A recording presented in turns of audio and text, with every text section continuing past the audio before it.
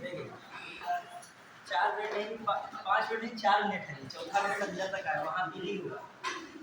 ठीक है देखिए, हाँ ध्यान दीजिएगा क्या होता है। आज के टॉपिक को हम चलिए राजभाषा।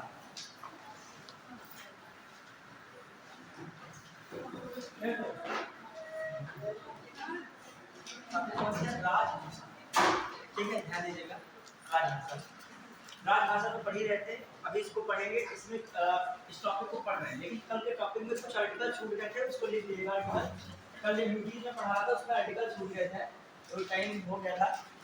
ठीक है, तो कल मैंने आर्टिकल पढ़ाया था कौन सा आर्टिकल छूट गया था, लिख लिएगा 239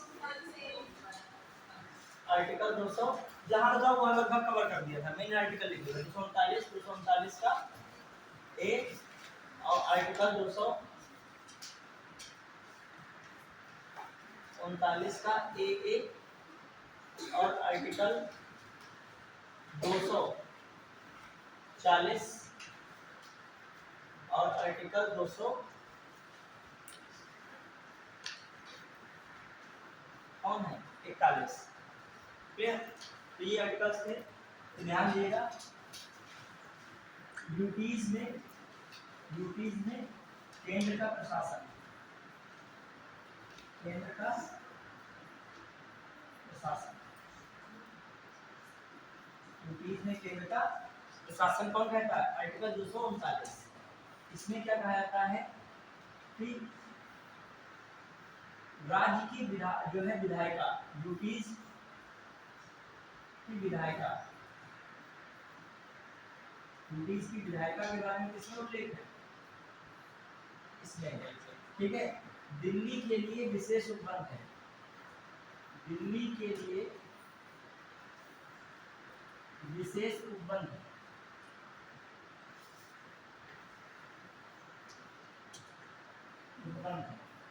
ठीक है, 240 में मैंने बताया था, कल लिख रहा था 240 में क्या क्या मैंने बताया। 240 में आर्टिकल 240 में क्या क्या बताया था, बताइएगा। महत्वपूर्ण बातें कि मैंने क्या कहा था 240 में, यूटीज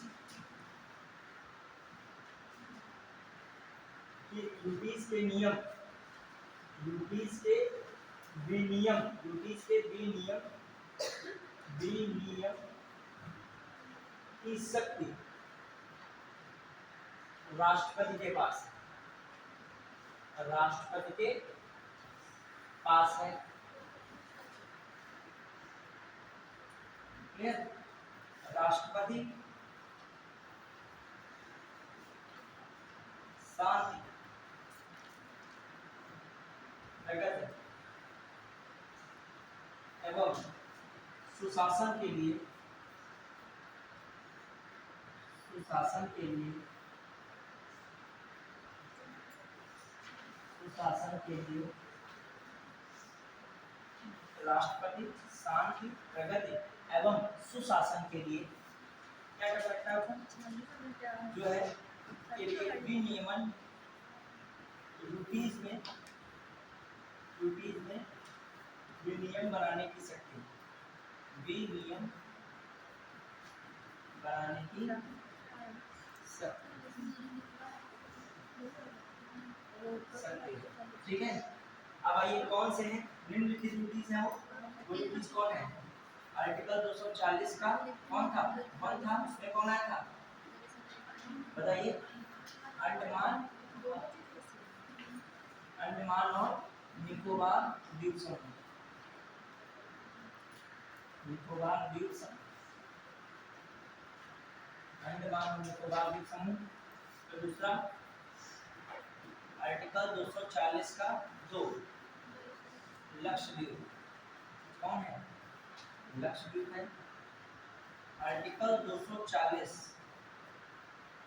और कौन सा 3, इसकी बात करता है। 3 कॉलम में ए लिखिएगा, इसको बी लिखिएगा, इसको क्या लिखिएगा सी किसकी बात करेगा, दादरा नगर हवेली और दमन दीव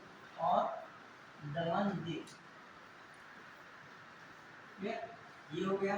फिर आर्टिकल 240 का कौन बचेगा, डी बचेगा, ज्यादा नगर हवेली और दमन हो गया। फिर 240 का डी जो है कुछ नहीं, इसमें स्टार ना दिया कोई मतलब नहीं। फिर आइए 240 का मेन जो है ई में किसको रखा गया है, पुचेरी, पुचेरी, ठीक है। अब आ जाइए पुचेरी में, पुचेरी में राष्ट्रपति विनियम बना सकता है, विनियम बना सकता है बशर्ते, बशर्ते विधानसभा, वहां विधानसभा विघटित हो, विघटित, ठीक है। और सब जगह तो नियम बना सकता है। क्लियर, ये बातें रह गई थी आर्टिकल भी, वो मैंने आर्टिकल भी बताया। अब आइए कौन सा आर्टिकल बच रहा था, 239 ए हो गया था, उसमें डबल ए, फिर 239 बी और ए बी बचा है, तो लिखा भी नहीं, समझ आया भी नहीं। देखिए ये यहाँ से आर्टिकल पूछा सकते हैं। एक था 239 यूटी में केंद्र का प्रशासन, ठीक है, केंद्र का शासन प्रशासन। फिर जो है 239 ए क्या कह रहा है, यूटीज की विधायिका के बारे में कह रहा है। पुडुचेरी है, जम्मू कश्मीर है, उसकी क्या है, यूटीज की विधायिका है, समझ रहे हो कि नहीं। फिर आ जाइए 239 का ए किसकी बात कर रहा है, ये बहुत पूछाता है, दिल्ली के लिए विशेष दिल्ली है, उसके लिए कौन सा आर्टिकल याद रखोगे, 239 double A, 239 double A, clear. फिर आ जाइए अगला हम लोग जो देखें 240 में क्या कहा गया है, कहा गया है यूटीज के विनिमय की शक्ति किसके पास है, राष्ट्रपति के पास है, दिमाग रखिएगा, क्लियर। फिर आ जाइए अब उसके अंतर्गत भी क्या, राष्ट्रपति शांति प्रगति और सुशासन के लिए क्या कर सकता है, यूटीज में विनियमन बना सकता है, किसके लिए बनाएगा, शांति। अब कौन कौन से विनियमन बनाएगा, 240 का ए, 240 का बी, 240 का सी, 240 का डी है ही नहीं कुछ, 240 का ई। फिर आ जाइए इसके बाद हम क्या रहे हैं, आगे बढ़ रहे हैं, और उसमें भी एक शर्त है, राष्ट्रपति पुडुचेरी में चूंकि विधानसभा है तो वहां तो ऑलरेडी विधानसभा तो राष्ट्रपति क्या बनाएगा, लेकिन जब विधानसभा विघटित होगी तब राष्ट्रपति क्या बना सकता है, वहां नियम विनियम बना सकता है, ये बात कही थी, ठीक है। फिर देखो इसको मैं जल्दी इसलिए बता रहा हूँ कि कल का टॉपिक है, इसको आप नहीं ज्यादा खींच सकते, ठीक है, मतलब कल वैसे भी कवर प्रयास किया था लेकिन इतना रह गया था। अब आइए एक और लिखेगा 240 में 241 में यूटीज के लिए क्या है, उच्च न्यायालय है, उच्च न्यायालय के नहीं, उच्च न्यायालय कल ही चर्चा होती है, उच्च न्यायालय यूटीज के लिए क्या है, उच्च न्यायालय। अब आइए एक बचता है 239 बी, ठीक है, 239 बी, ये लिखिएगा अध्यादेश जारी करने की शक्ति, प्रशासक या यहाँ पे लिखा उपराज्यपाल, राष्ट्रपति की पूर्व अनुमति से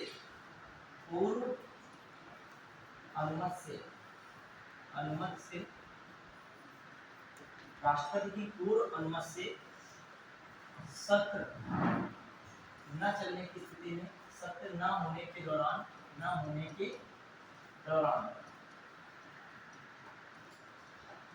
उपराज्यपाल द्वारा अध्यादेश जारी करना, राज्यपाल लगेगा ना, अध्यादेश जारी करना, दिमाग में रखिएगा। 239 का भी राष्ट्रपति की पूर्व अनुमति से सत्र न होने के दौरान उपराज्यपाल द्वारा अध्यादेश क्या करना, जारी करना। ये किसमें बात है, किसमें बात कही गई है, आर्टिकल 239 का बी में, क्लियर बात। अब आ जाइए आर्टिकल 239 का ए बी, आर्टिकल 239 का कौन है, ए बी बचा है, दिल्ली में राष्ट्रपति शासन, ठीक है, दिल्ली में क्या कह सकते हो, इसमें कह सकते हो राष्ट्रपति शासन की व्यवस्था कब, संवैधानिक तंत्र की विफलता की स्थिति में क्या है, या संवैधानिक तंत्र की विफलता की स्थिति में संविधान का प्रावधान, यूटी में क्या है, संविधान के प्रावधान, ठीक है। संवैधानिक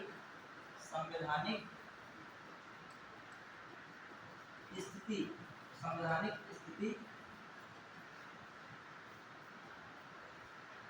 में विफलता के कारण संवैधानिक क्या है? आप कल से राष्ट्रपति वहां लिख सकते हो, वहीं पे दिल्ली में राष्ट्र शासन होता है, दिल्ली में राष्ट्रपति शासन।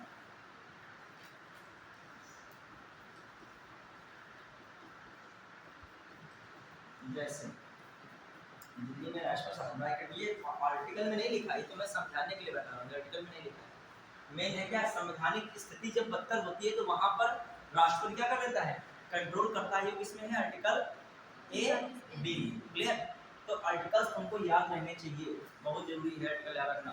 पढ़ा के क्लियर? अब आ जाइए, उस दिन पढ़े थे अनुसूचित क्षेत्र, अनुसूचित एवं अनुसूचित जनजाति के लिए विशेष जो उपबंध थे, आर्टिकल कहां से कहां तक? 330 से 342 तक। ठीक है। और फिर इधर कौन से आर्टिकल पढ़े हो? 239 से 200 कहां तक? 41 तक। क्लियर? भाग कौन सा है ये? 8। वहां भाग कौन सा था? 16। कौन सा भाग था? 16। तो याद रखिएगा, क्वालिटी सबको याद रखना बहुत आसान नहीं होता, आपको प्रैक्टिस करनी पड़ेगी। इतने आर्टिकल्स में दिमाग गर्म हो जाएगा किसी स्टूडेंट का। फिर उसके बाद अभी जो पढ़ाना है हमको, कौन सा है? राजभाषा। उसमें भी हम लोग कितने आर्टिकल कहां से कहां तक देखेंगे? 343 से 351। देखिए, ये तो हमने आर्टिकल बताया, इसके बारे में हम लोगों ने चर्चा सारी कर ली थी। अब देख, कोई पेज हो, कोई बुक हो, कोई भी नोट्स हो, कहीं का कोई टीचर हो, कंटेंट हो, कुछ भी हो, आपको टीचर अच्छा जो टीचर होगा मार्गदर्शन करेगा, अच्छी जगह तक आपको पहुंचाएगा, लेकिन उसको बुद्धि में रखना आपका ही काम है। अभी हम भी तो बुद्धि में रखते हैं, हम भी तो इसको याद करना पड़ता है हमको भी। ये ऐसे हमको क्लिक हो जाता है, बटन याद रहता है, इसके पीछे मेहनत करनी पड़ी होगी हमको भी, अब तुमको भी यह करनी पड़ेगी, मजबूरी है ना। ऐसा तो है नहीं हम इंटर से थोड़ी ये पढ़ रहे थे, हम तो बीएससी तक हम फिजिक्स में से थे, तो हम तो सोचो इस साइड में है तो हमको भी याद करना पड़ेगा, हमको भी याद करना पड़ेगा। आइए अब आगे बढ़ना है कि देखिए, आपको उसके अंदर का मैंने कॉन्सेप्ट सब बता दिया था, आज आर्टिकल की बात थी वो हो गई। अब आइए राजभाषा पे, किस पे आते हैं? राजभाषा। अब जैसे मैं चर्चा कर रहा हूँ, आर्टिकल मैंने उधर पढ़ा है 300 कहाँ से 30 से 342 तक। तो मैं पूछना चाह रहा हूँ 340 में क्या कहा गया? बताइए, 340 में क्या था, 339 में क्या था? बताइए।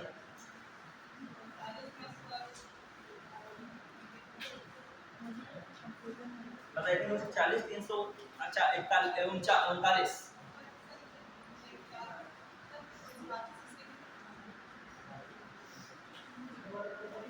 अनुसूचित क्षेत्रों के प्रशासन पर केंद्र सरकार का नियंत्रण तथा जनजातियों के कल्याण की बात किस आर्टिकल में की थी? 39 में, 40 में? 339 था, 40 था? 339 याद रखिए, ठीक है। और 340 में किसकी बात की गई थी? ओबीसी के उत्थान के राष्ट्रपति आयोग का क्या कर सकता है? गठन कर सकता है। ये आर्टिकल याद रखना पड़ेगा ना। 341, 342 तो याद ही रहेगा। अनुसूचित के बारे में बताया गया था, अनुसूचित जाति के बारे में, अनुसूचित जाति के बारे में किस में 342 में। देखिए, आप पार्टी पढ़ रहे हो तो जो भी चीजें उसमें लिखी हैं आप एकदम ईमानदारी पूर्वक उसको दिमाग में रखना पड़ेगा, हर जगह पर जो भी चीज होंगी। 330 है, आपको याद रखना पड़ेगा लोकसभा में SC ST सीटों का क्या है? आरक्षण। 332 में क्या करना बताया था? विधानसभा में SC ST सीटों का आरक्षण। 335 में क्या बताया था? नौकरी और पदों पर SC ST के आरक्षण का दावा। 339, 40, 41, 42, 332, 30 ये सब इंपॉर्टेंट है, बचेगा आप। 338 में क्या बताया था? SC कमीशन था। 338 ए में क्या था? ST कमीशन था। 338 बी में क्या था? OBC commission. दिमाग में रखना पड़ेगा, इसका कोई विकल्प नहीं, बस एक ही विकल्प है, बार बार उसको रिकॉल करो, दिमाग को घुमाओ, कोई ऑप्शन नहीं है। पहले पढ़ो, फिर दिमाग को एकदम मतलब जब लगे तुमको वो भूलने वाले तुरंत एक बार समझ से दिमाग उसी टाइम लगाओ उसी में। अब आइए, अब पढ़िए इसको। अब आपका माइंड एकदम क्लियर हो गया। उधर 330 से रिवीजन किया, 300 कब तक 42 तक। इधर किया revision 239 239 A 239 B 239 AB 239 double A, यही तो पढ़े हो। और 200 कितना 40 241। क्लियर। एक क्वेश्चन का आंसर 395 आर्टिकल लिखा दो। 395 डिग्री से लिखने से कुछ नहीं होगा। अभी मैं लिस्ट भेज दूंगा, याद ऐसे ही होगा। याद यही वाला व्यक्ति जो टॉपिक वाइज पढ़ा होगा वही याद रखेगा। जैसे 330 से 342 की रेंज आई, तुम्हारे दिमाग में तुरंत क्लिक किया क्या है, किस रेंज में जा रहे हो। अनुसूचित जाति, अनुसूचित जनजाति, ओबीसी के बारे में क्लास होगा कोई ना कोई। तुरंत जब यहाँ पहुंचा तब उसके अंदर सोचा 330 ये था, 32 ये था, 35 ये था, 39 ये था, 40 ये था, 41 ये, 42 ये। जैसे तुमसे हमने कहा कि यूटी से आ जाइए, तुरंत तुम्हारे दिमाग में समझ से घुमा 239 से कहां तक चलना है 241। तब तुम्हारे दिमाग में 239 क्या है, यूटी में केंद्र का प्रशासन, केंद्र का नियंत्रण, प्रशासन, ये सब क्या है 239। 239 से क्या है, यूटीज की विधायिका के बारे में। अभी तो मैंने बताया 239 में क्या है, यूटीज की विधायिका। 239 बी में क्या है, अध्यादेश जारी करना। 239 बी में क्या है, अध्यादेश। फिर 239 ए बी में क्या है, संवैधानिक तंत्र की विफलता के समय स्थिति में क्या करना, संवैधानिक प्रावधान।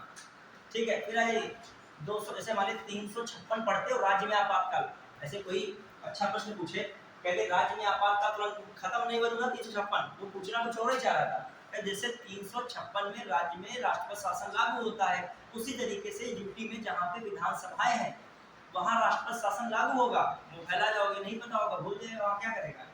ये कौन क्वेश्चन होता है, ये क्वेश्चन क्यों यूपी से टॉपिक है। क्या हो जाएगा 239 का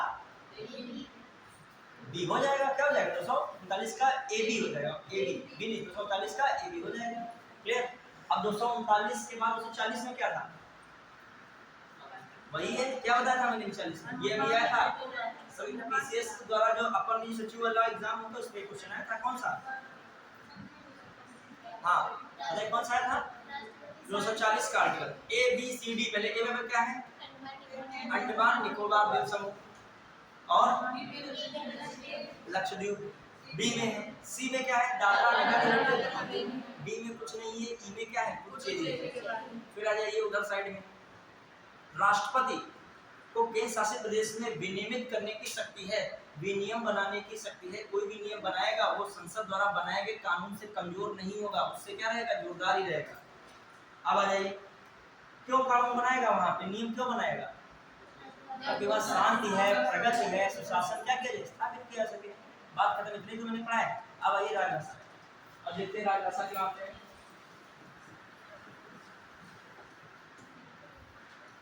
कोई पीपीटी चला के कितना भी इस पे करा के वो सब कोई कर सकता है, करा नहीं सकते, बुक भी ला सकते, पीछे बुक भरी है। लेकिन ये जो है ये आपको नेचुरल करना पड़ेगा, समझ रहे हो, बोल के रिवाइज करके लिख के, ये आपकी नेचुरल प्रोसेस है। इसमें रियल लगती है, प्योर मेहनत होती है। क्या होती है, छल परपंच कपट, कोई दिखावा डोज कुछ नहीं, ये प्योर आपकी मेहनत है। ये रिकॉल करते हो, अपने को सुनाते हो, समझाते हो, ये आपकी ओरिजिनल मेहनत है। कोई बता रहा है ये सर मान लीजिए यूट्यूब पे पढ़ा देंगे हम टॉप कर जाएंगे, कोई बता रहा है ये उनके 10 मिलियन फॉलोअर, कोई मतलब है मिलियन फॉलोअर का तुमको याद कराएगा कोई मिलियन फॉलोअर, इतने इतने मिलियन के व्यू वीडियोस होते हैं। लेकिन फिर तो 4000 5000 क्वालिफाई करके मेंस में तो 400-500 होते हैं, तो सारे कहाँ जाते हैं मिलियन वाले।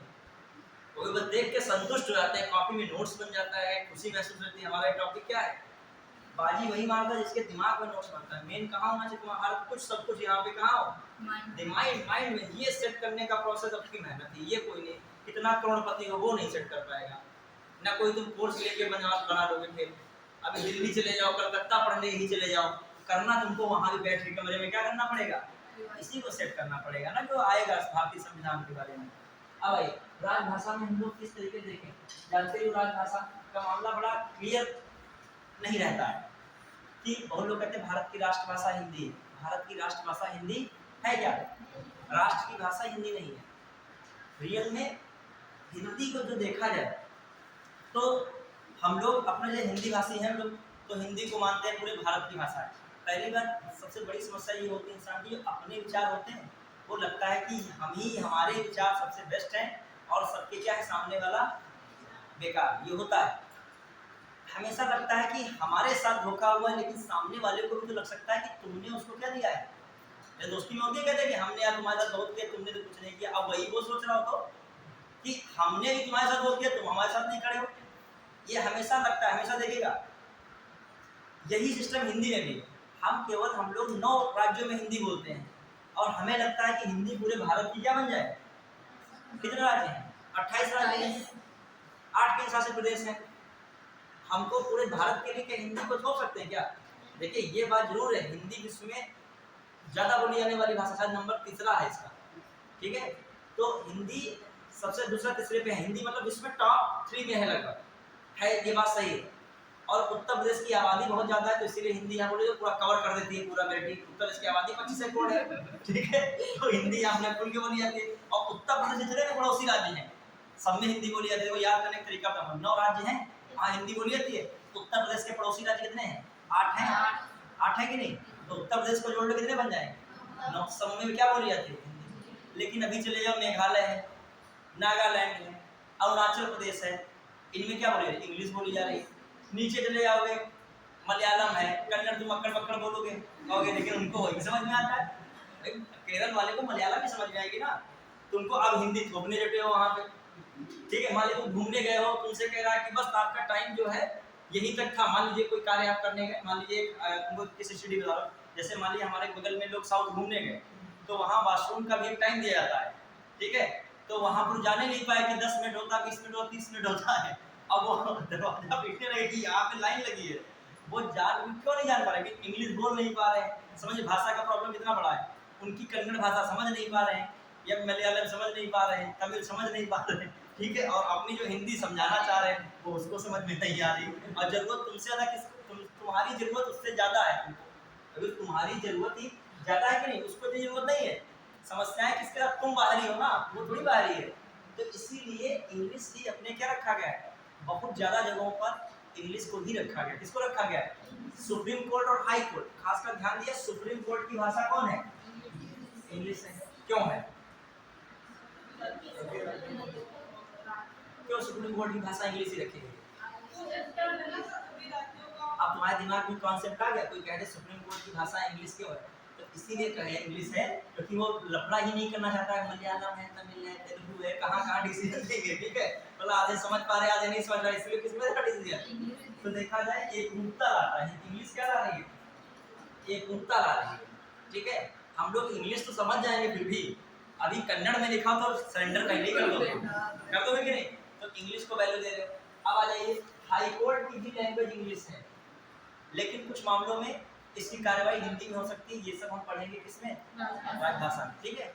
संघ के जो ऑर्डिनेंस वगैरह आते हैं, अधिनियम वगैरह आते हैं, वो इंग्लिश में तो आते हैं, मेन आते हैं इंग्लिश में, उसको ट्रांसलेट हिंदी में भी हो सकता है। राज्य के भी जो भी अधिनियम है, कानून है, वो इंग्लिश में आते हैं, उसका ट्रांसलेट किसमें होता है?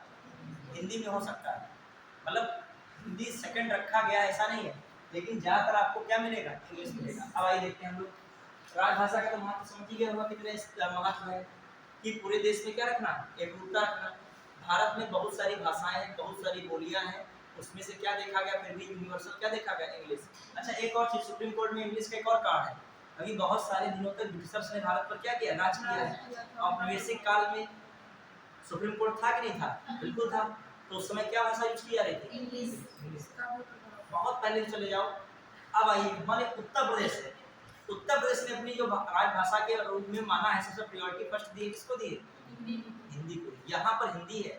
अभी यहाँ की जनसंख्या के अधिकांश आबादी क्या बोलती है? अधिकांश क्या, लगभग ही सब बोलते हैं। कुछ ही अंग्रेज हो भले, लेकिन लगभग क्या वो अंग्रेज होंगे, वो भी हिंदी जानते होंगे, ठीक है। हाँ, तो क्योंकि उत्तर प्रदेश की है सब, इसीलिए सचिवालय की अपनी भाषा देखिए अपने वहाँ कौन सी है? हिंदी है। समीक्षा अधिकारी पेपर दोगे हिंदी में ही देना होगा। यूपीएससी यूपीपीएससी दोगे उसमें ऐसे इंग्लिश हिंदी दोनों लिखना होता है, लेकिन समीक्षा अधिकारी में ओनली और किसमें लिखना है आपको? हिंदी में ही ऐसे लिखना। क्यों? अभी आप सचिवालय में जाओगे ना, सचिवालय की राजभाषा कौन सी है? हिंदी है। माने कि संस्कृत रख दिया है तो क्या करोगे? तो हमारा संस्कृत लिखनी पड़ेगी, ठीक है। कुछ राज्यों ने सेकंड भाषा के रूप में किसको प्रायोरिटी दी है? जैसे अपने वहाँ उर्दू को दी है, ऐसे उत्तराखंड में सेकंड भाषा में किसको मानी है? संस्कृत को मानी है। क्लियर? उर्दू में भी आ जाए दिक्कत पैदा हो जाएगी, उर्दू भी सामने लिखी हो नहीं समझ पाओगे, फिर कहोगे हमें इंग्लिश ही दे दीजिए थोड़ा बहुत समझ जाएंगे। बट और ये भी जान पाओगे, जान पाओगे, ठीक है। हाँ, नहीं मतलब जान पा रहे हो नहीं जान पा रहे इसमें तो कुछ मीनिंग निकाल लो, ये सेंस जान ही रहे किसके बारे में बात हो रही, वहां तो ये भी नहीं जान पाओगे अशोक क्या लिखा है कन्नड़ में, क्या आ साव का हो। ठीक है, अब देखिए जो हम लोग देखें राजभाषा को, राजभाषा को किस आर्टिकल में रखा गया है, भाग में 17, भाग 17, भाग 17 में अनुच्छेद कितने से 343 से 351 ए तक 351 रखिए, 350 में ए और बी है। ठीक है, कोई बात नहीं, लोग ज्ञान जो है ये अपना शायद कोई संविधान संशोधन हो गया, ठीक है, हो सकता है, ठीक है, हो सकता है कहीं जो है संसद में बिल पास करवा दिया हो। देखिएगा एक चीज ध्यान दीजिएगा, अब देखो भाग कौन सा है, भाग पहले बार भाग देखिए, अब मैं पूछ रहा हूँ भाग 17 कौन सा, भाग 16 कौन सा था, इसके पीछे जस्ट पीछे वाला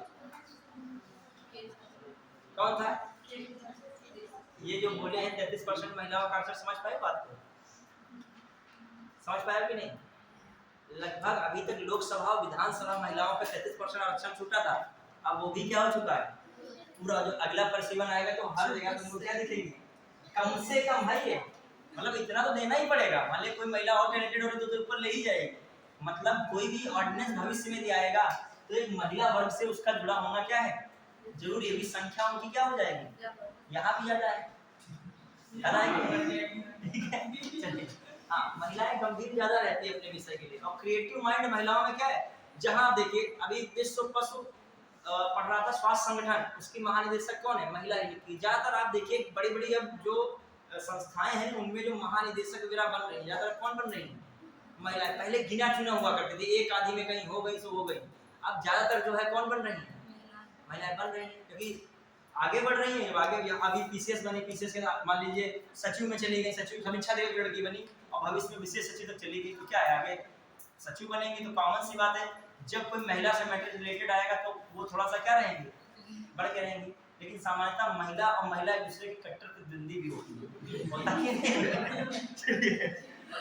कॉपी महिला महिला को कतई नहीं कोई दे सकती है, ठीक है, देखी तो एक लिमिट टर्म एंड कंडीशन लगी है, बहुत शीघ्र कॉपी क्या होनी चाहिए वापस होनी, देखिए होता है, ये नियम होता है कि हमेशा कंपटीशन रहती है, हमने बताया ना भारत जनसंख्या वाला देश है तो हमेशा क्या रहेगी तुम्हें पता है ना, फर्स्ट आना है तो आएगा फर्स्ट कौन, कितना भी आप दोस्ती करो, तभी मैं कहता हूँ यहाँ दोस्ती का मतलब थोड़ा खत्म हो जाता है, क्योंकि सीटें कितनी है लिमिटेड है और जनसंख्या बहुत ज्यादा है, तो आप दोस्ती में पड़े रहोगे तो यहाँ पे सार्वभौमिक तो बना नहीं पाओगे कि 500 दोस्त हो 10 सीटें हैं तो 10 सीटें में 500 आ जाओगे क्या, और अंदर अंदर सबको पता है नौकरी सबको क्या चाहिए। चलिए अब आइए देखिए राजभाषा में 343 से 351 है, इसको हम लोग 4 भाग में बांटते हैं, कितने भाग में बांटा गया, 4 भागों में, एक संघ की भाषा रखा गया है, क्या रखा गया, संघ की भाषा, क्लियर, दूसरा रखा गया क्षेत्रीय भाषा, क्लियर, और फिर जो है क्या रखा गया है सुप्रीम कोर्ट तथा हाई कोर्ट की भाषा, फिर विशेष निर्देश टाइप की, विशेष निर्देश संबंधी, ठीक है, विशेष निर्देश संबंधित मामला कुछ है, ठीक है, संघ की भाषा को हम लोग कैटेगराइज कर रहे हैं आर्टिकल 343 आर्टिकल 344 में, क्लियर, फिर इसको हम लोग कैटेगराइज कर रहे हैं आर्टिकल 345 आर्टिकल 346 आर्टिकल 347, क्लियर, फिर आइए इसमें देख रहे हैं हम लोग आर्टिकल 348 आर्टिकल 349, ठीक है, फिर 349, फिर 350 और फिर 348 हो गया, और आपका कौन हो गया 348 349, फिर 350 और 351, ठीक है, 348 जो नीचे जो आपका 50 हो गया 351, 50 का ए है और आर्टिकल 350 का क्या है बी। क्लियर? तो दिमाग में रखिएगा ये आर्टिकल्स तुम्हारे हैं तो इनको भी हम लोग पहले कवर कर ले अदर चीजें 343 फिर 300 क्या है 44 345 346 फिर 347 देख लेंगे और फिर कौन देखेंगे 48 है और फिर कौन है आपका 49 फिर कौन है आपका 350 ए 350 बी और एक किसको देखेंगे 351 351 किससे रिलेटेड है क्लियर। चलिए अब देख रहे हैं 351 हो गया। अब आइए ठीक अब देखते हैं आर्टिकल को लिखेंगे पहले आर्टिकल लिखने से पहले कुछ बातें हैं वो चर्चा करेंगे तब उसके बाद आर्टिकल लिखेंगे और वहां पे हम उल्लेख करेंगे किस आर्टिकल में कहाँ जरूरत पड़ रही है। जैसे आर्टिकल 343 में लिखा है संघ की भाषा क्या लिखा है संघ की भाषा। तो अब संघ की भाषा के संबंध में क्या क्या बात संघ की भाषा क्लियर संघ की भाषा में क्या क्या देखें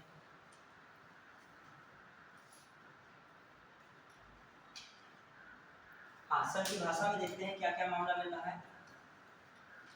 संघ की भाषा से क्या समझते हो बताइए क्या है संघ की राजभाषा जो है संघ की भाषा का मतलब है संघ की राजभाषा कौन है हिंदी है देवनागरी लिपि में हिंदी है तथा अंक हैं अंक 1 2 3 इनको देवनागरी में नहीं माना गया है इन्हें अंतरराष्ट्रीयकरण के रूप में माना गया है इन्हें किस रूप में स्वीकार किया गया है अंतरराष्ट्रीय रूप में स्वीकार किया गया समझ पाए मतलब हिंदी के जो अक्षर हैं हिंदी कैसे नहीं बनता है ये इस तरीके वाले कोई अक्षर हिंदी के नहीं रहेंगे तो हिंदी का मतलब जो है रहेगा वही 1 2 3 4 ही रहेगा क्लियर। लेकिन राजभाषा के रूप में किसे बताया गया है हिंदी ऑफिशियल लैंग्वेज जो है किसको बताया गया है हिंदी को। तो इसमें क्या लिख सकते हो संघ की राजभाषा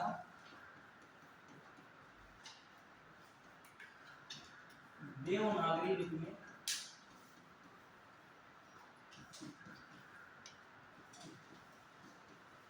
हिंदी है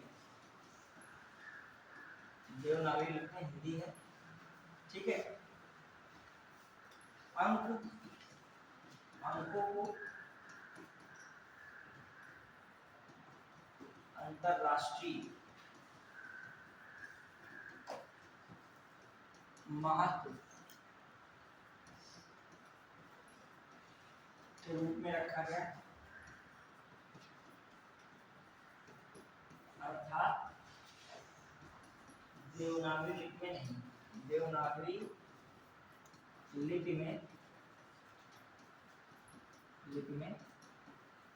नहीं क्लियर। तो ये बात किसमें आ रही है जो है संघ की भाषा के बारे में बात कही जा रही है। संघ की भाषा क्या है देवनागरी लिपि में हिंदी है और अंकों को अंतरराष्ट्रीय महत्व के रूप में रखा गया है कि उन्हें देवनागरी लिपि में नहीं रखा गया।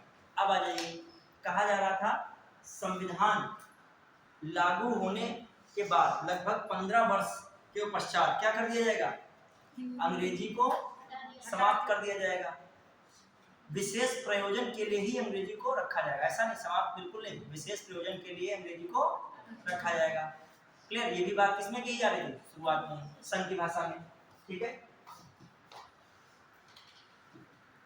संविधान लागू होने के 15 वर्ष बाद तक अर्थात 1965 तक अंग्रेजी को समाप्त करने के बाद ठीक है विशेष प्रयोजन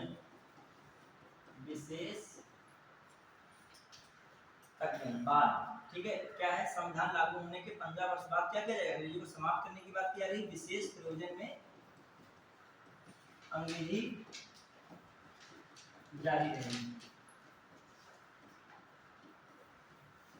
ठीक है अंग्रेजी जारी रहेगी ठीक। हिंदी का प्रयोग तो रहेगा ही, हिंदी का प्रयोग रहेगा, हिंदी का प्रयोग किया जाएगा। हिंदी का प्रयोग तो अभी भी किया जा रहा है, उस समय भी हिंदी का प्रयोग किया जाता रहेगा। तो ये बात की जा रही है कि 15 वर्ष बाद हिंदी इंग्लिश के प्रभाव को क्या किया जाएगा, कम किया जाएगा। लेकिन ये भी नहीं है पूरी तरीके से जो है समाप्त कर जाएगा। कुछ प्रयोजन में जो इंग्लिश यूज होगी तो वहां पर इंग्लिश को क्या किया जाएगा, यूज किया भी जाता रहेगा, और हिंदी का भी प्रयोग क्या रहेगा, जारी रहेगा। ये बात शुरू में की जा रही थी किससे संबंध में, संघ की भाषा के रूप में। अब आ जाइए, ये जो संघ की भाषा है ये लिखी किसमें है, किस आर्टिकल में दी है, संघ की भाषा। संघ की भाषा किसमें दी है, 343 में। अभी बाद में भी दिखा देंगे आर्टिकल 343 में क्या दिया है, संघ की भाषा दी है। फिर आइए आर्टिकल 343, फिर आइए देखते हैं अब आर्टिकल कौन सा है, 344। कौन सा आर्टिकल है, 344। इसमें देखते हैं 344 में, इसमें क्या है 344 में, देखिए 344 में पहले एक्सप्लेन करके समझना है, इस बात को समझिएगा। हम लोग तो लिख ही देंगे। 344 में मेन बताया गया है राजभाषा से संबंधित आयोग तथा संसदीय समितियां, ठीक है। अब देखिए इसमें क्या कहा जा रहा था, संविधान लागू होने के, संविधान लागू होने के 5 वर्ष उपरांत तथा पुनः 10 वर्ष उपरांत राष्ट्रपति राजभाषा राष्ट्रीय राजभाषा से संबंधित आयोग का गठन करेगा। किसे गठन करेगा, आयोग का गठन करेगा। क्लियर। फिर जो ये आयोग है, इस आयोग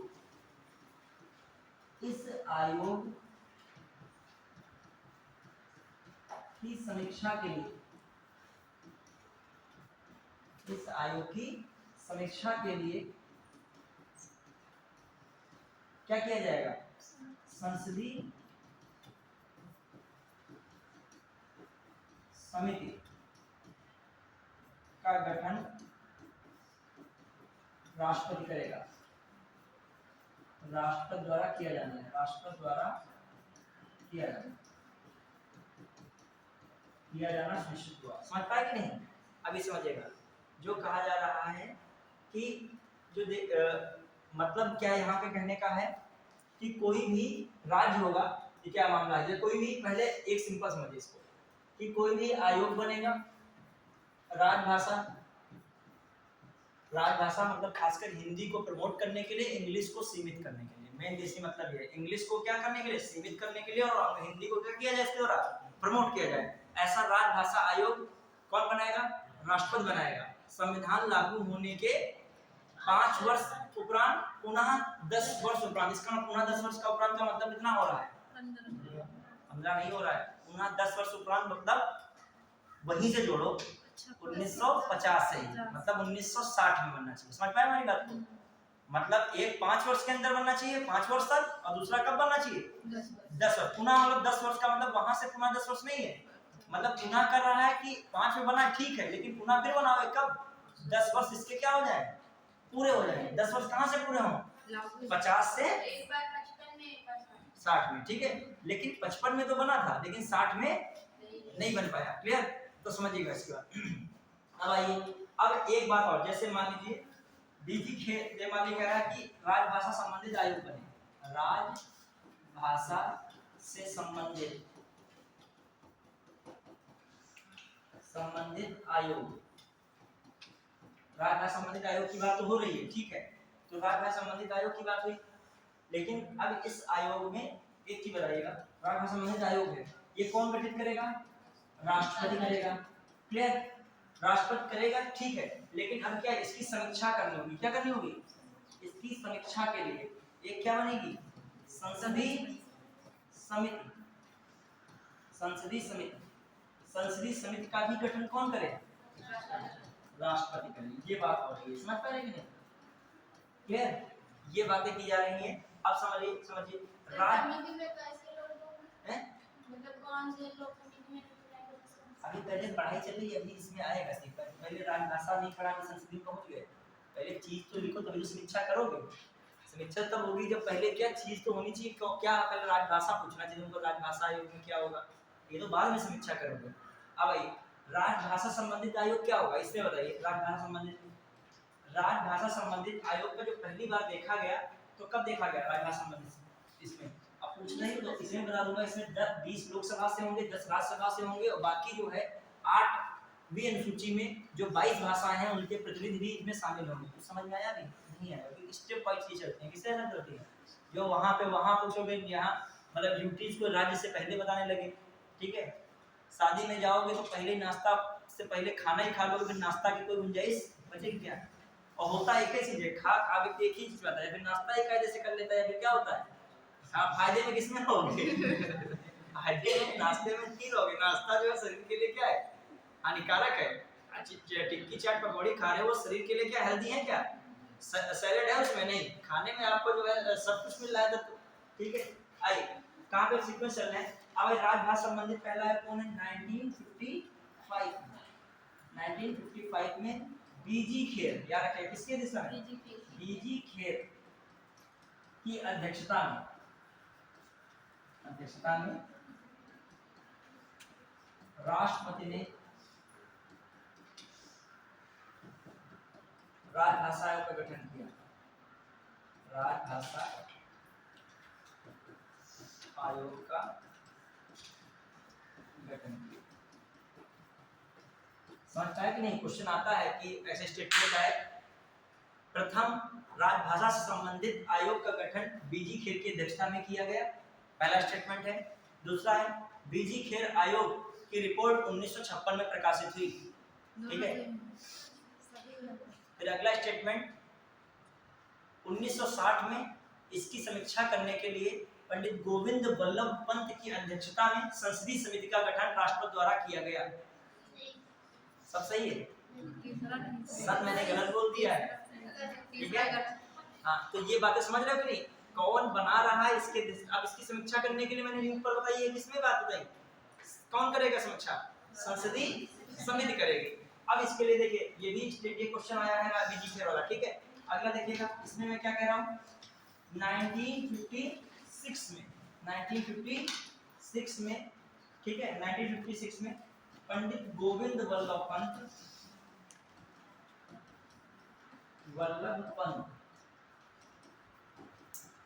की अध्यक्षता में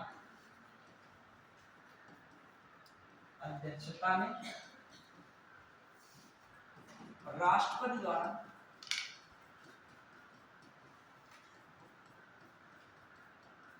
संसदीय समिति का गठन किया गया। ठीक है, याद रखिएगा 1956 में पंडित गोविंद वल्लभ पंत की अध्यक्षता में राष्ट्रपति द्वारा संसदीय समिति का गठन किया गया। इसका कार्य बीजी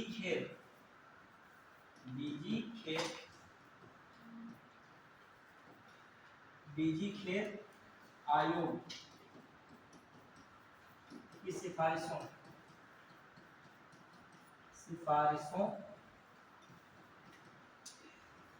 की जांच करना था। सिफारिशों की क्या करना था? जांच करना था। ठीक है, इसका मेन जो टारगेट था किसके? बीजी खेर आयोग की जो सिफारिशें थी उनकी क्या करना था? जांच करना था। तो ये भी ध्यान रखिएगा, ये कब इसका जो मामला कब किया गया? अच्छा 1957, ये लिखिए 57, इससे लिखा लिखिएगा 57। और यहाँ पर रिपोर्ट इसकी कब जारी हुई थी? रिपोर्ट जारी हुई ये वाली, हाँ रिपोर्ट जारी हुई 1956। क्लियर? 1956 में क्लियर। जो बीजी खेर के अध्यक्षता में आयोग गठन किया गया और उन्होंने रिपोर्ट जारी की 56 में। 57 में क्या हुआ? पंडित गोविंद वल्लभ पंत की अध्यक्षता में राष्ट्रपति द्वारा क्या की गई? संसदीय समिति का गठन किया गया। क्लियर? अब आइए बताइए पंडित गोविंद वल्लभ पंत के बारे में आप क्या जानते हो? यूपी के पहले सीएम थे, सीएम ठीक है। यूपी के पहले सीएम कौन थे? पंडित गोविंद वल्लभ पंत। अब आ जाइए, जब ये बने थे उसे प्रधानमंत्री कहा जा रहा था। क्या कहा जा रहा था? जो उत्तर प्रदेश में मुख्यमंत्री क्या कहा जा रहा था? प्रधानमंत्री, समझ रहे हो? तो ये उस समय चल रहा है जम्मू कश्मीर के बहुत दिन तक जो वहाँ के कुछ सदर या अपने आला करके कुछ कहा जाता था वहाँ का, सब नाम धीरे धीरे बदले हैं। अब आ जाइए एक और चीज, इसके बाद हाँ उस समय पहले अपने उत्तर प्रदेश के विधानसभा अध्यक्ष कौन रहे?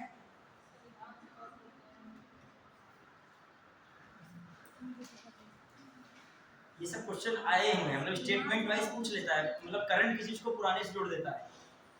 कौन है? पुरुषोत्तम दास टंडन है कि नहीं? राजश्री पुरुषोत्तम दास टंडन, इनका तो नाम बहुत रहता है। वो क्या वो रहता है आपकी यूनिवर्सिटी मुक्त विश्वविद्यालय, राजश्री पुरुषोत्तम दास टंडन मुक्त विश्वविद्यालय है ये, ठीक है। कोई कोर्स वगैरह कुछ कर रहा है उससे? चलिए चलिए ध्यान दीजिएगा। अब ये भी देखिए, ये हो गया 1957 में। अब आइए थोड़ा सा, ये बात किसने लिखी वहां पे आर्टिकल में, किसने बात कही गई है? आर्टिकल में किसने कहा गया? अभी जब एक साथ दिखाऊंगा तब मैं मैच कराऊंगा। ये बात जो किसमें है? आयोग और समिति, आयोग व समिति की बात किसमें है? आर्टिकल 200 344। समझ रहे हो कि वहां मैंने इसलिए फ्रेम कर दिया, अब यहाँ मैं उसको जोड़ता चल रहा हूँ वहां से। क्लियर? अब आ जाइए अगली बात। तो आपने क्या क्या देखा इसमें अभी तक? हमने कुछ इतना बताया है, मेन मेन चीजें बताई, फिर आगे बढ़े। क्लियर? देखिए एक चीज समझिए, पढ़ के थोड़ा सा विषय ऐसा है कि इंटरेस्ट आएगा, लेकिन थोड़ा दिमाग ज्यादा लगता रहेगा। अभी इंटरेस्ट इसलिए आएगा कि आपको समझ में आएगा, तो इंटरेस्ट आएगा कि हाँ ये क्वेश्चन आ सकता है, पढ़े। दिमाग इसलिए लगेगा हर जगह पर कुछ ना कोई डिजिट है, क्लॉज है, आर्टिकल है, और फिर समस्या ये है नया आर्टिकल पढ़ो तो पिछले को बचा के रखो। हमारे जैसे 344 पढ़ा, 343 आपके दिमाग में क्या था? 343 एकदम माइंड एकदम रिलैक्स कर ले तो भूल जाएगा सारे सारे आर्टिकल। आइए अब अगला कौन सा हम लोग देख रहे हैं? राज्य की राजभाषा। अब अगले क्षेत्रीय भाषा पे क्या मानना है? अब क्या हम लोग पढ़ रहे हैं? क्षेत्रीय भाषा। अभी फटाफट मैं पढ़ा रहा हूँ, उसके बाद क्वेश्चंस पूछूंगा प्रीवियस ईयर में जो आए हैं। देखें मोबाइल में हम लाए कि नहीं, उससे जो कुछ क्वेश्चन होंगे पूछेंगे आप लोगों से, ठीक। और कुछ हम अपने आप बना के पूछेंगे स्टेटमेंट वाइज, वो ज्यादा खतरनाक होंगे। जो पूछेंगे क्वेश्चन प्रीवियस ईयर बहुत इजी तुम्हें लगेंगे। हाँ देखिए क्षेत्रीय भाषा में क्या मामला है, ध्यान देगा। क्षेत्रीय भाषा से क्या समझ गए? इसमें कहा गया है राज्य की राजभाषा। ये डिफाइन नहीं किया गया है कि राज्य की राजभाषा कौन होगी, बिल्कुल संविधान में नहीं बताया गया है। ये कह दिया गया ये तुम्हारे राज्य की ये भाषा, तुम्हारे राज्य की ये भाषा, ये नहीं बताया गया है। राज्य की राजभाषा दिया है किसमें? 300 जो भी पढ़ रहे थे 345 में क्या दिया है? राज्य की राजभाषा या भाषा, राज्य की राजभाषा या भाषा। अब देखिए क्या है, किसी भी राज्य की विधायिका को, किसी भी राज्य की विधायिका को एक या एक से अधिक क्षेत्रीय भाषा, एक या एक से अधिक क्षेत्रीय भाषा या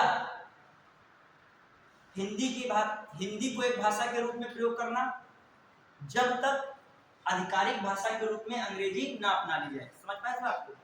मतलब कोई भी राज्य अपने वहां की किसी भी क्षेत्रीय भाषा को रख सकता है, एक हो या एक से अधिक हो, या हिंदी को एक भाषा के रूप में क्या कर सकता है? प्रयोग कर सकता है। और फिर ये भी कहा जा रहा है जब तक उसने क्या ना किया हो, इंग्लिश को ना अपना लिया। जब इंग्लिश को जब तक अपनी भाषा आधिकारिक भाषा ना बने, बहुत लोग इंग्लिश को कहा है आधिकारिक भाषा बनाएंगे, नहीं बना रहे हैं, अपनी क्षेत्रीय भाषा को क्या कर रहे हैं? कंटिन्यू कर रहे हैं। मान लीजिए कहीं की कोई क्षेत्रीय भाषा है अपनी से, मान लीजिए मलयालम है, उनकी क्षेत्रीय भाषा है, भले वो शास्त्रीय भाषा में रख दिया गया अलग बात है, लेकिन क्या है हिसाब से उनकी क्षेत्रीय भाषा है, तो उसमें वो छेड़छाड़ नहीं कर रहे।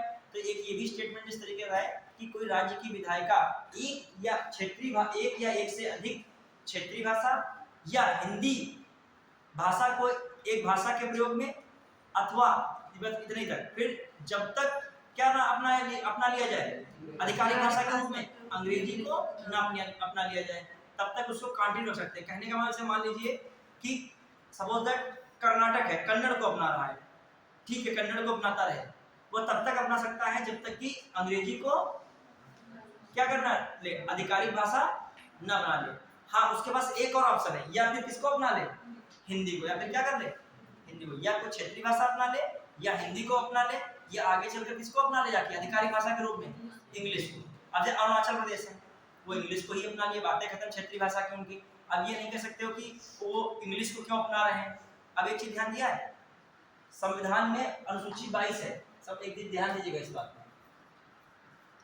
मैं एक चीज पूछ रहा हूँ कि जो भी राज्य है वो अपने क्षेत्रीय भाषा को भी अपना सकता है, अपनी राजभाषा के रूप में उसको क्या कर सकता है, प्रयोग कर सकता है। जरूरी है कि आर्टिकल 22 में जो 22 कितनी भाषाएं दी हैं, आर्टिकल अनुसूची 8 शेड्यूल 8 में कितनी भाषा दी है, 22 भाषा, उनमें से होना जरूरी है या नहीं है? बात समझ पा रहे हो नहीं? मैं कह रहा हूँ कोई भी राज्य किसी भी क्षेत्रीय भाषा को अपना सकता है, ठीक है, कोई भी क्षेत्रीय भाषा को कोई राज्य की विधायिका अपना सकती है। जो क्षेत्रीय भाषा अपनाए वो क्षेत्रीय भाषा अनुसूची 8 में जो 22 भाषाएं दी गई 22 की नहीं, उसमें से जरूरी है होनी चाहिए कि नहीं? बताइए, जो 22 भाषाएं दी हैं, मैं कह रहा हूँ राज्य की विधायिका कोई भी क्षेत्रीय भाषा अपना रही है, मान लीजिए अरुणाचल प्रदेश, मान लीजिए सपोज जम्मू कश्मीर ने उर्दू अपनाया, किसको अपनाया, उर्दू को, तो क्या उर्दू इसमें होनी चाहिए?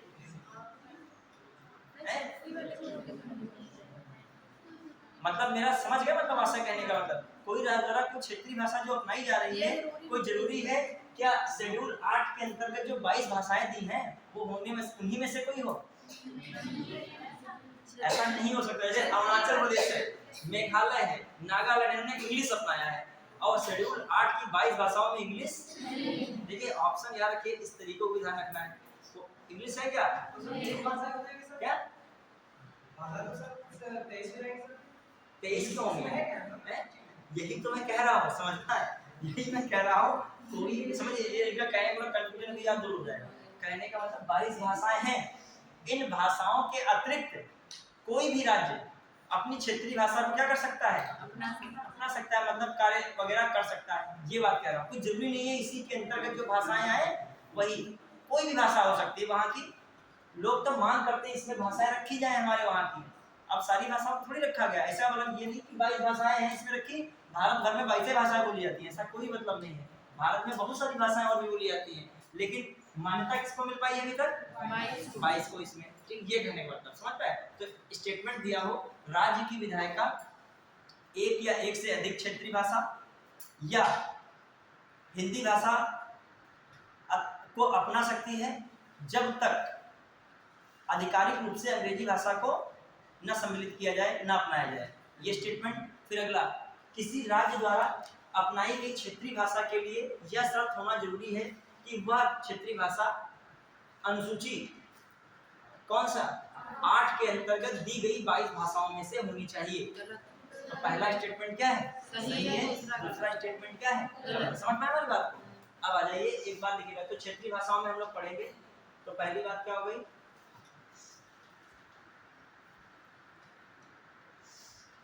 हाँ, राज्य की विधायिका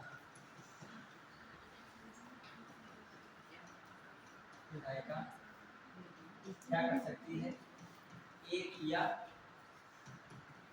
एक से अधिक क्षेत्रीय भाषा या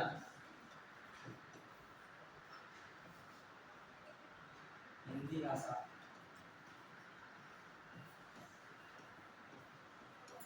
हिंदी को एक भाषा के रूप में प्रयोग कर सकती है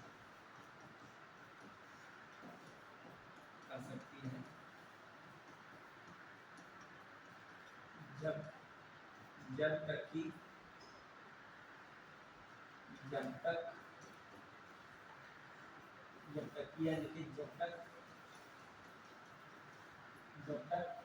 अंग्रेजी आधिकारिक भाषा ना हो, जब तक अंग्रेजी आधिकारिक भाषा ना हो। क्लियर? तो ये बात भी रख दी गई है। तो इसमें मैं कह रहा हूँ ये जरूरी नहीं है किसी राज्य की क्षेत्रीय भाषा, किसी राज्य की क्षेत्रीय भाषा का अनुसूची 8 में दी गई 22 भाषाओं में से 22 भाषाओं में से होना जरूरी नहीं है, जरूरी नहीं। क्लियर? तो ये बात हो सकती है। अब आ जाइए, हम कह रहे हैं सेंटर, संघ। सामान्यतः माना गया है कि संघ और राज्य के बीच संवाद, संघ और राज्य के बीच संवाद यहाँ पर माना गया है अंग्रेजी में होना चाहिए। किसके बीच होना चाहिए? अंग्रेजी में। ठीक है। राज्यों के बीच, राज्य के बीच या विभिन्न राज्य, या क्या है? विभिन्न राज्यों। ठीक है, या विभिन्न राज्यों। फिर आइए, जो हम कहें राज्यों के बीच संवाद अंग्रेजी व किसमें रहता है? व हिंदी। ठीक है, अंग्रेजी व हिंदी, मतलब अंग्रेजी है और जो है क्या हो सकता है? हिंदी में भी हो सकता है। हिंदी भाषी वाला राज्य तो हिंदी हिंदी में ही हो जाएगा, कोई बात ही नहीं, तब भी इंग्लिश ट्रांसलेट किया सकता है उसको। ठीक है। अब मान लीजिए कोई इधर कौन है? एक हिंदी भाषी राज्य, इधर कोई साउथ वाला कैसा है? अंग्रेजी भाषी राज्य है। तो किसमें रहेगा? कौन काम आ जाएगा? अंग्रेजी में ही क्या हो जाएगा? संवाद हो जाएगा। क्लियर? तो मेन रखा जाता है संघ और राज्य के बीच जो खास किसको दी जाती है? अंग्रेजी को दी जाती है। यहाँ पर किसको? राज्यों के बीच हिंदी और इंग्लिश। क्लियर? अब आइए कुछ हिंदी भाषी वाले। हिंदी भाषी राज्य कौन कौन है?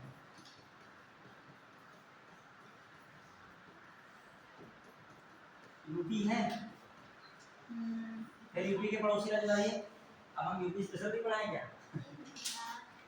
देखिए, ये जो है ये ऐसे ऐसे करके है यूपी। हम बहुत पैसा बनाने का काम चलने का। ठीक है। इधर आपका कौन रहता है? देखो, हर चीज को थोड़ा सा डिजाइन में मैपिंग करके पढ़ा के, और पुरानी भी चीजें रिकॉर्ड में रहती है। उत्तराखंड होता है कि इस साइड में? सहारनपुर से शुरू होता है, कहाँ पे खत्म होता है? पीलीभीत। नहीं, इधर साइड में उत्तराखंड, आसाम से पीलीभीत होता है, पीलीभीत से शुरू होता है, वो कहाँ पे खत्म होता है? महाराजगंज। महाराजगंज की वो बलरामपुर, बलरामपुर पे खत्म होता है। कहाँ हो रहा है? महाराजगंज, बताइए बोलो। महाराजगंज पे खत्म होता है, महाराजगंज। और महाराजगंज से यहाँ तक आता है कौन? सोनभद्र तक। क्लियर? अब आ जाइए यूके। यूके इधर है, इधर साइड में हिमाचल प्रदेश पड़ता है। हिमाचल प्रदेश कहाँ पड़ रहा है? सहारनपुर लगता है। फिर आइए इसके बाद कौन है? हरियाणा लगता है। 3 ऊपर के जिले और 3 नीचे के, 6 जिले लगते हैं हरियाणा से। कौन कौन लगते हैं बताओ? शामली, बागपत और गौतम बुद्ध नगर, और फिर अलीगढ़, मथुरा लगता है। और कौन लगता है? मेरठ लगता है कि नहीं लगता है? ऊपर वाला कौन लगता है? नहीं, देखिए, सहारनपुर लगता है, अलीगढ़ लगता है, सहारनपुर लगेगा, शामली लगेगा, बागपत लगेगा, गौतम बुद्ध नगर लगेगा, अलीगढ़ लगेगा, और कौन लगेगा? आगरा लगेगा। ये 6 लगते हैं। गाजियाबाद नहीं लगता है। गाजियाबाद दिल्ली में आता है। किसमें आता है? दिल्ली। चलिए, हरियाणा हो गया। अब आइए यहाँ पे कौन है? राजस्थान। राजस्थान जानी गए होगे किससे? आगरा, मथुरा। सुनिएगा, यहाँ आगरा की जगह मथुरा रखिएगा। हरियाणा में कौन लगता है? मथुरा। और फिर आगरा और मथुरा किससे लगता है? राजस्थान हो गया। अब आइए ये एमपी। एमपी से कितने? हम पढ़ा थोड़ी रहे हैं यूपी से, सब बता रहे हैं, हम पढ़ाए तो पूरा हो जाएगा टाइम में। 11 डिस्ट्रिक्ट किससे लगते हैं? एमपी से। जानी गए होगे कौन लगते हैं, पढ़े होगे जो। फिर आइए यहाँ पे कौन है आपका? है छत्तीसगढ़। सबसे दक्षिणी राज्य कौन टच करता है? छत्तीसगढ़। फिर इसके बगल वाला कौन है? छत्तीसगढ़, थोड़ा सा झारखंड भी लगता है। फिर कौन है? बिहार। कितने राज्य लग रहे हैं टच करते? झारखंड लगने, एक सेकंड, 1 2 3 4 5 6 7 और कितने? 8 ही करेंगे। क्लियर? और एक उत्तर प्रदेश क्या है? स्वयं है। तो उत्तर प्रदेश क्या हो गया, स्वयं हो गया। तो कितने राज्य हो गए, 8 कितने राज्य हो गए, आप पूरे लिख लीजिएगा ऐसे, एच टी, फिर एच आर, फिर आपका यूके, फिर कौन है एमपी, फिर कौन है आपका सी एच और छत्तीसगढ़, फिर कौन है डी एच, और फिर कौन है झारखंड, झारखंड जेके लिखते हैं, झारखंड। क्लियर, समझ में कि नहीं। तो दिमाग में थोड़ा बहुत रखिएगा, बाटा बाटा को यूपी को, ये कोई जरूरी टॉपिक ही पढ़ो तभी दिमाग में कुछ ना कुछ यूपी के बारे में रहना चाहिए दिमाग में। सबसे उत्तरी राज्य कौन लगता है, हिमाचल। दक्षिण में कौन लगता है, छत्तीसगढ़। सबसे पूर्व में कौन लगता है, शामली से हरियाणा। पश्चिम में हरियाणा, सबसे पश्चिम में हरियाणा, शामली से लगता है इधर किससे, बलिया गाजीपुर। सबसे पूर्व में कौन है, बलिया गाजीपुर, बलिया। बलिया किससे लगता है, बिहार। क्लियर, चलिए आगे बढ़िएगा। हाँ, अब आइए, ये सब आपके होगा कितने हिंदी भाषा वाले। और आइए गोवा, गोवा में कौन है, कोंकणी भाषा। कौन सी है, अब देखो उन्होंने अपनी क्षेत्रीय भाषा अपनाई है, ठीक है। मैंने कहा था एक या एक से अधिक भाषा अपना सकते हैं, तो क्षेत्र कोंकणी के साथ साथ सब क्या अपनाते हैं, तब मराठी भी अपनाई। क्या अपना इन्होंने, मैंने वहां बताया था एक से एक या एक से अधिक। कोंकणी के साथ कौन अपना लिए हैं, कोंकणी पूछी भी जाती है कहाँ की भाषा है, गोवा की। अब जैसे हाँ, अब जैसे मान लीजिए महाराष्ट्र है, महाराष्ट्र है, महाराष्ट्र है, इसने क्या अपनाया है, मराठी। ठीक है, मराठी अपनी एक क्षेत्रीय भाषा हो गई इनकी, इन्होंने एक ही अपनाई। अब जैसे गुजरात है, गुजरात कौन अपनाता है, गुजराती। और गुजराती के साथ साथ ये क्या अपना रहे हैं, गुजरात के साथ साथ हिंदी भी अपनाई जाती है। कौन अपनाई गई, हिंदी भी। जम्मू कश्मीर कौन सी भाषा रखी है, उर्दू। कश्मीरी नहीं रखी है, कौन, कश्मीरी नहीं है, इनकी आधिकारिक भाषा कौन है, उर्दू है। ठीक है, अब आइए, ये सब बातें हैं। दक्षिण भारत के बहुत सारी भाषाएं हो जाएंगी, मेन मेन बताइए। इंग्लिश वाली खास कर बेल्ट में कौन है, अरुणाचल प्रदेश है फर्स्ट भाषा एंड लास्ट भाषा अपनी यही भाषा को अपना ली। मेघालय है और नागालैंड। सोचो, ये जनजाति वाले क्षेत्र है, समझ रहे हो। और ये अपना कौन भाषा है, इंग्लिश। तुम जो है वो जो है होशियार वाले राज्य में हो, बहुत जो है संपन्न राज्य में हो, तब तुम नहीं अपना पा रहे इंग्लिश को, इंग्लिश मीडियम पढ़ने जा रहे हो, ठीक है। और ये जो है इनकी भाषा कौन है ऑफिशियल। तुम वहां बताओगे कि अनुसूचित क्षेत्र है, सरकार को ये व्यवस्था की है, तुम लोगों ने वो किए गए, तुम्हारे लिए क्या करता, हमारा आंसर नहीं दे पा रहे हो इंग्लिश में, ठीक है। आइए, तो इसका एजुकेशन लेवल वहाँ पे ठीक भी है। देखा है मिजोरम का लिटरेसी रेट क्या रहता है, दूसरे पे रहता है कि नहीं, केरल के बाद। तो समझिए कि नॉर्थ ईस्ट में जो है लिटरेसी रेट बेहतर है। पढ़ा गया एक चीज़ है, इंग्लिश हिंदी में भी बहुत सौम्यता है, इंग्लिश में भी मैनर्स में है, दोनों चीज़ें रहती हैं। पढ़ा गया, चलिए अब आ जाइए। ये तो मैंने बताया था क्षेत्रीय भाषा के बारे में बताया। क्षेत्रीय भाषा के बारे में कौन सा आर्टिकल था, फिर से आइए यहाँ पे, ये पूरा नहीं चला जाएगा, ये क्या हुआ, आगे बढ़ गया, इसलिए बात तो नहीं आ पाएगा वापस, कुछ नहीं ऐसा है, अंडू वगैरह कुछ नहीं होता है, वापस आ जाता है उससे। अरे वो तो पूरा गड़बड़ हो जाता है। तो ये बैक करने में हम वहाँ पे जोड़ रहे थे, अब किस आर्टिकल को जोड़ लीजिए वहाँ पे जो मैंने बताया है। देखिए पहली बार मैंने कौन सा आर्टिकल की बताई थी, 345, जो हमने लिखा था बहुत गड़बड़ हो रहा था, हम उससे जोड़ना चाह रहे थे पूरी में। आर्टिकल 345, 44 तो हो गया था, आर्टिकल 346 और आर्टिकल 347। मेरा कहने का मतलब ये था, राज्य की भाषा किसमें, राज्य की भाषा लिखिए, राज्य की राजभाषा इसमें लिखना था, ठीक है। अथवा भाषा, अथवा भाषा। और जो 346 में क्या लिखा था, संघ और राज्यों तथा आपस में राज्यों के बीच संवाद की राजभाषा, आपस में राज्यों के बीच संवाद में भाषा। इसकी बात में किसमें लिखा था, राजभाषा। संवाद में भी क्या है, राजभाषा। अब आ जाइए अगली मामला क्या 347। देखो राजभाषा कह सकते हो हर भाषा को भी, अपने वहाँ जो भाषा अपना लोगे उसे क्या कह दोगे, राजभाषा। क्लियर। कोई ऐसा तो है नहीं प्रमाणिक है, और राजभाषा को कहते हैं ऑफिशियल लैंग्वेज कहते हैं। क्या कहते हैं, कोई भी राज्य अपनी ऑफिशियल लैंग्वेज बना सकता है। वो अपनी ऑफिशियल लैंग्वेज उसकी हिंदी हो गई, किसी की उर्दू हो गई, किसी की कोंकणी हो गई। क्लियर। भारत की भी ऑफिशियल लैंग्वेज हिंदी भी है, ठीक है। और कहीं कहीं पर भारत हर जगह कार्यों में किसका यूज कर रहा है, सेंट्रल के बहुत सारे कार्य होते हैं, संघ के बहुत सारे कार्य किसमें किए जाते हैं, इंग्लिश में। तो कहीं कहीं पर इंग्लिश को भी क्या कहा दिया जा रहा है, राजभाषा, ऑफिशियल लैंग्वेज। इंग्लिश वहां पे क्या है, ऑफिशियल लैंग्वेज। क्लियर। फिर आ जाइए देखते हैं इसमें ध्यान दिया 347 में क्या मैं बता रहा हूँ, राज्य की जनसंख्या में किसी समूह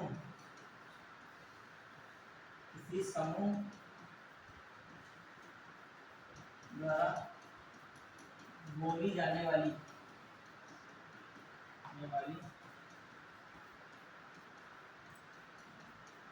भाषा के लिए प्रावधान।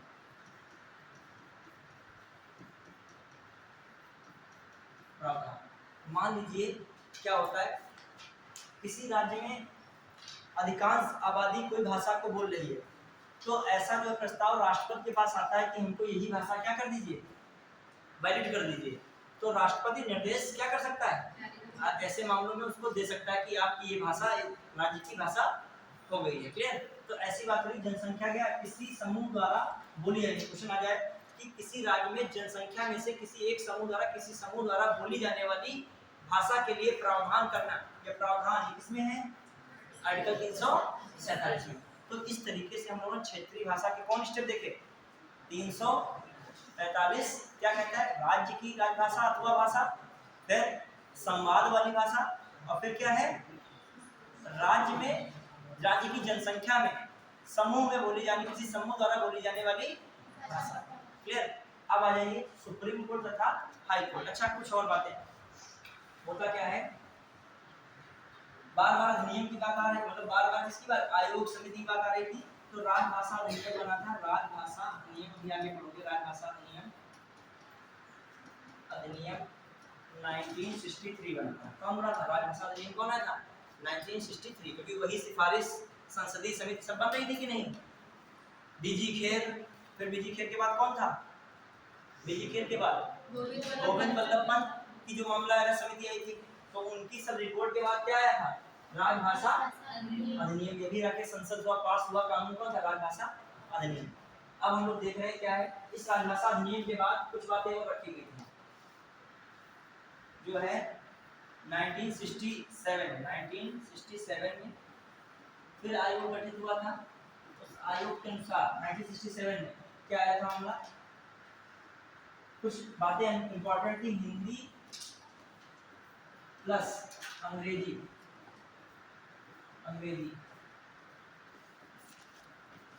दोनों में क्या रहेंगी, अनिवार्य।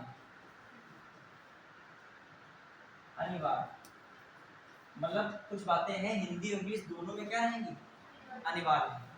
जैसे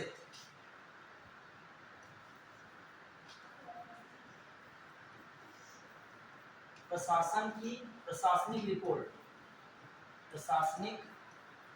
रिपोर्ट ये अनिवार्य। और प्रशासनिक रिपोर्ट यदि संसद के पटल में रखवाई जाती है, उसके लिए भी हिंदी और क्या होनी चाहिए, इंग्लिश भाषा होनी चाहिए। लाइसेंस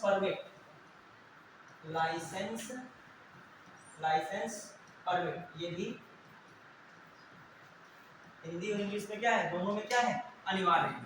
ठीक है। फिर जो देखा जाए कुछ और बातें ऐसे हैं, केंद्र स्वामित्व वाली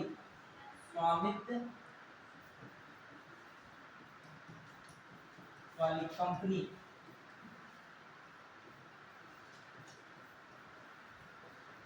द्वारा जारी सूचना आदेश इत्यादि, इनको कुछ चीजों को रख दिया गया है, हिंदी और अंग्रेजी दोनों में क्या रहेगा, अनिवार्य रहेगा। लाइसेंस परमिट है, केंद्र स्वामित्व वाली कोई कंपनी द्वारा जारी सूचना आदेश है, और प्लस कह सकते हो प्रशासनिक कोई रिपोर्ट है, इनको क्या करना चाहिए, हिंदी और इंग्लिश दोनों में जारी करना चाहिए। तो ये बात आ रही थी कहीं 1967 में ये बात की गई थी, मतलब कहीं कहीं तो ऑप्शन रखा गया हिंदी और इंग्लिश। आइए आगे बढ़ाएं। अब आइए मेन जो है इसमें बता दिया, कहीं कहीं क्वेश्चन जो आ जाए तो देखिएगा। अब आइए देखते हैं मेन कौन सा आर्टिकल चल रहे थे हम। अब इसी बात करें सर्वोच्च न्यायालय, इसी तरह सर्वोच्च न्यायालय में ध्यान देखिएगा, ज्यादा हार्ड नहीं पढ़ाना है। सर्वोच्च न्यायालय, न्यायालय तथा उच्च न्यायालय, उच्च न्यायालय। अब देखिए सर्वोच्च और उच्च न्यायालय ये सबसे ज्यादा इंपॉर्टेंट, समझिएगा ध्यान से, डिफरेंस है दोनों में। ये सर्वोच्च न्यायालय उच्च न्यायालय की भाषा, एक सेकंड ध्यान दीजिएगा पहले से, ये किसमें बात की गई, आर्टिकल 348 में। समझना ध्यान से इसको, क्या है मामला इसमें। सर्वोच्च न्यायालय किसके बारे में बात है, उच्च न्यायालय की भाषा। यहाँ पे बहुत कॉम्प्लिकेट घुमावदार क्वेश्चन बनेगा। देखिए क्या है, यह सर्वोच्च न्यायालय की भाषा जहाँ कार्यवाही की हो, चाहे आदेश की हो, चाहे उसके निर्णय की हो, केवल किसमें होगी, अंग्रेजी में, कोई उस विकल्प ही नहीं है। कब तक, जब तक संसद द्वारा कोई अन्य व्यवस्था न कर दी जाए। समझ पा रहे हो। तो सीधा सीधा मामला देखा जाए, संसद को ही राइट है, किसको राइट है, संसद को ही राइट है कि सर्वोच्च न्यायालय की भाषा में विकल्प बनाया जाए। वरना अभी तक संसद के बनाए हुए जो प्रावधान है, जब से मान लीजिए सर्वोच्च न्यायालय चले, जब से भाषा सी कौन चल रही है, इंग्लिश। तो यहाँ देखिएगा, यहाँ जो है कार्यवाही, आदेश, निर्णय, लगभग हर चीज के लिए केवल एक भाषा, केवल भाषा कौन है इसके लिए, अंग्रेजी। क्लियर, समझना, केवल क्या है, अंग्रेजी। और ये बात कही जाती है आर्टिकल 348 का एक, कहता क्या है, आर्टिकल 348 का एक कहता, दिमाग रखिएगा। क्वेश्चन आ जाए कि सुप्रीम कोर्ट की कार्यवाही, निर्णय, आदेश हर प्रकार के लिए जो भाषा का प्रयोग केवल अंग्रेजी के रूप में होता है, तो किस आर्टिकल में, 38 में। ठीक है, अब आ जाइए जो उच्च न्यायालय, ठीक है, की कार्यवाही की भाषा अंग्रेजी होती, सामान्यतः क्या है, अंग्रेजी। ठीक है, लेकिन राज्यपाल द्वारा, समझना इस बात को, यही क्वेश्चन दे सकता है, राज्यपाल द्वारा राष्ट्रपति की पूर्व अनुमति, राष्ट्रपति की पूर्व, राष्ट्रपति पूर्व अनुमति से, राष्ट्रपति पूर्व अनुमति से, पूर्व अनुमति से हिंदी अथवा अन्य भाषा में, अन्य भाषा में हाई कोर्ट की कार्यवाही,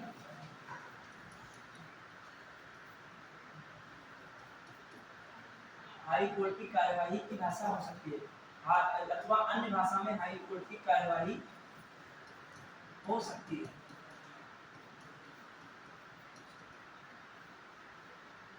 ठीक है, समझ पाए कि नहीं। मैं कह रहा हूं कि कार्यवाही की भाषा वैसे हाईकोर्ट भी इंग्लिश रहेगी, लेकिन क्या सकता है, लेकिन राज्यपाल द्वारा राष्ट्रपति की पूर्व अनुमति से हिंदी अथवा अन्य भाषा में हाईकोर्ट की कार्यवाही हो सकती है। ये किसके, राज्यपाल द्वारा। ठीक है, किसके द्वारा, राज्यपाल, लेकिन किससे अनुमति लेनी पड़ेगी, राष्ट्रपति से। लेकिन जो है इसके निर्णय, हाईकोर्ट के निर्णय, हाईकोर्ट के निर्णय, आदेश, आदेश, नियम, ये सब जो आएंगे ये किसमें आएंगे, इंग्लिश में। हाईकोर्ट के निर्णय, आदेश रखिए, ये किसमें रहेंगे, इंग्लिश में ही रहेंगे। किसमें रहेंगे, इंग्लिश में। लेकिन एक बात समझिएगा, ये बात जो कही जा रही है ये कौन से आर्टिकल में है, आर्टिकल 348 का 2। क्लियर, आर्टिकल 348 का क्या है, 2। मतलब कह रहा है एक तो ठीक है, एक के अतिरिक्त क्या कह रहा है, मतलब 348 एक के सिवाय क्या कहता है, उसको छोड़कर हाई कोर्ट की भाषा कह रहा है कि अंग्रेजी है, ठीक है, लेकिन एक शर्त है यदि राज्यपाल चाहे तो राष्ट्रपति से अनुमति लेकर हाई कोर्ट की कार्यवाही किस भाषा में कर सकता है? हिंदी अथवा अन्य भाषा में करने की पावर है यहाँ पर राज्यपाल की है विशेष शक्ति हो यहाँ पढ़ाएंगे।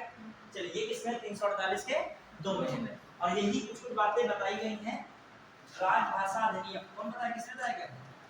राजभाषा अधिनियम 1963 किसने बताया गया? 1963। क्लियर। अब आइए अगला देखते हैं।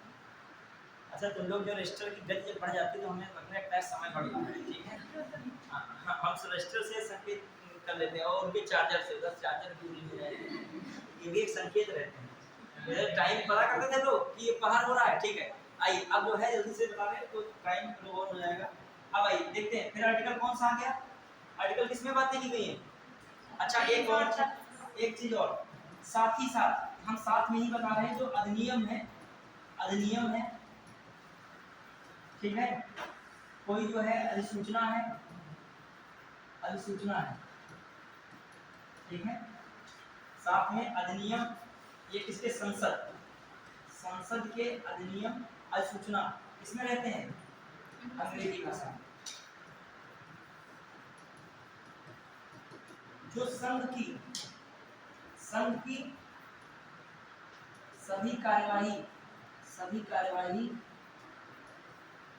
कार्यवाही किसमें रहती है? इंग्लिश। देखा है चीज एसएससी का, देखिए ध्यान दिया कभी?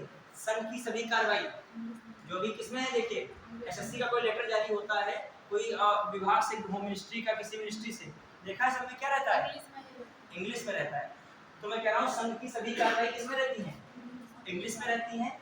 और मैं कह रहा हूँ तो संसद में जो अधिनियम होते हैं, सूचना होते हैं, किस भाषा में रहती हैं? अंग्रेजी भाषा में ही रहती है। हाँ कभी कभी इसको किसमें कर सकते हैं?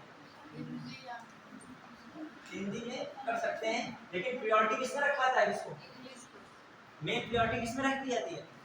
और जो ये बातें बताई गई इंग्लिश में रखी जाती है, ये भी बात किसमें बताई गई है? 348 में किसमें बताई गई है? 348 में। 348 सुप्रीम कोर्ट की भाषा, हाई कोर्ट की भाषा, अधिनियम की भाषा, और ये सारी भाषाएं किसमें? 348 में। प्लस एक और बात, राज्य की विधायिका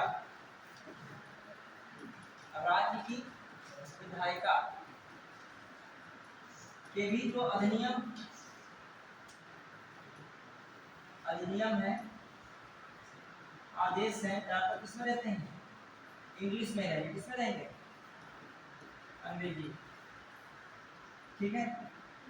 लेकिन जो कह सकते हो हिंदी ट्रांसलेट भी हो सकता है, हिंदी में भी उसको मैं पढ़, लेकिन मूलतः किसमें रखने की बात की जाती है? किसमें? इंग्लिश में। देखिए सुप्रीम कोर्ट का मैटर एक ऐसा है जिसकी कार्यवाही हो, चाहे आदेश हो, चाहे जो कुछ भी हो, वो सब किसमें A to Z रहेगा? केवल इंग्लिश में रहेगा, बाकी में थोड़ा बहुत बन जाता है। क्लियर? चलिए बढ़ाएंगे, ये सब बातें हो गई। अब आइए कुछ और बात है जो है शास्त्रीय भाषा के मामले में। बताइए शास्त्रीय भाषा का फैसला कब ले लिया गया? कब से शास्त्रीय भाषाएं हैं? सबसे पहली भाषा कौन थी? तमिल की कब बनी थी? 2004 में, ठीक है? तमिल जो है सबसे पहली शास्त्रीय भाषा कौन थी? तमिल, 2004। फिर 2005 अगर आप सब वगैरह मत लिखिएगा, हाँ संस्कृत 2005 में संस्कृत लिख लिए, भाषाएं लिख लिएगा, टाइम कम है। संस्कृत हो गई, तमिल हो गई, संस्कृत हो गई, जल्दी लिखिएगा, टाइम बहुत कम बचा है। हाँ फिर इसके बाद कौन है? तेलुगु है। फिर कौन है? तेलुगु के मलयालम,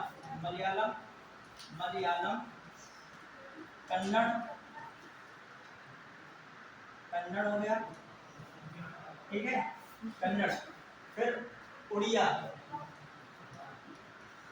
कौन हो गया? उड़िया। फिर उड़िया के बाद उड़िया हो गया। फिर इधर जो है, इधर हाल ही में 2024 में कौन सी भाषा जोड़ दी गई है? अब यहाँ लिखिएगा 24 में कौन करंट में जोड़ दी गई है? पाली, प्राकृत, मराठी, असमिया, और कौन है? बंगाली। एक साल जोड़ दी। कहाँ जाओ जो है 2-4 साल के लिए फुर्सत है, तो काबड़ तोड़ जोड़ दी गई भाषाएं। कितनी जोड़ दी गई इधर? 6, 3, 2, 5 जोड़ी गई, ठीक है? कितनी हो गई? इधर कितनी? 6 थी, तो ये 6 हो गए, 3 3 6 और कितनी है ये 6, तो पूरी टोटल कितनी बात कितनी है शास्त्रीय भाषाएं 11 है। कुल शास्त्रीय भाषाएं कितनी है 11।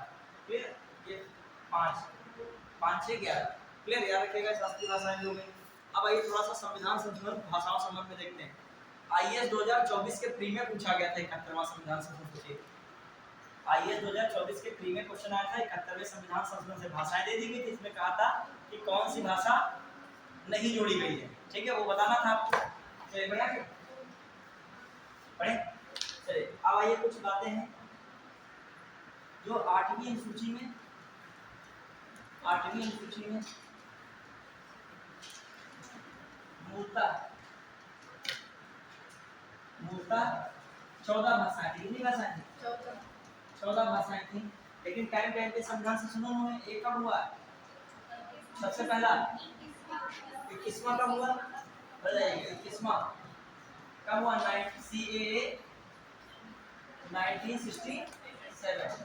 फिर कौन था इसके बाद 71वां CAA 19 किसमें था 1992 में था। किसमें था 1992 में।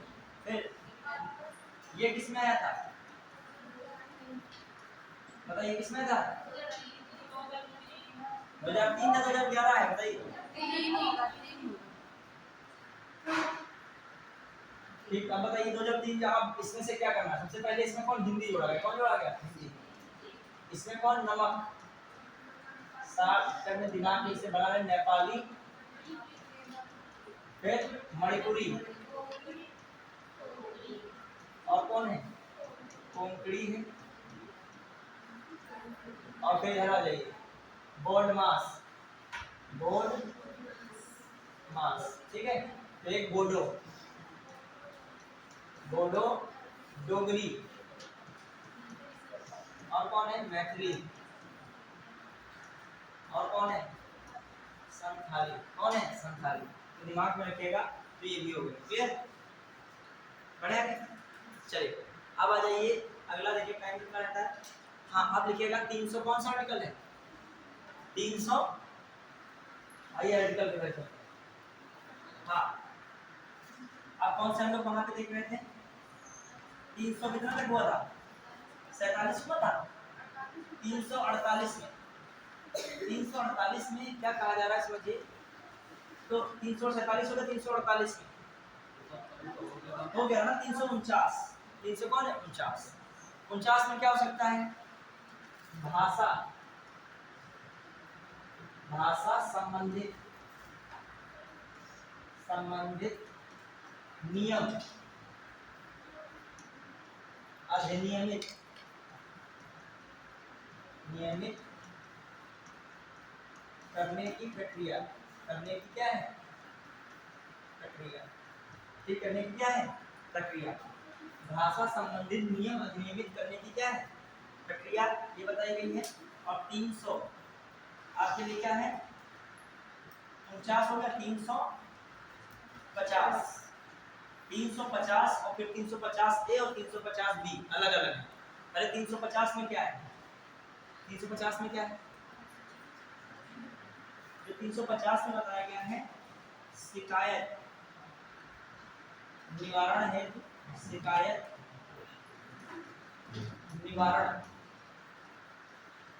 निवारण में प्रतिनिधित्व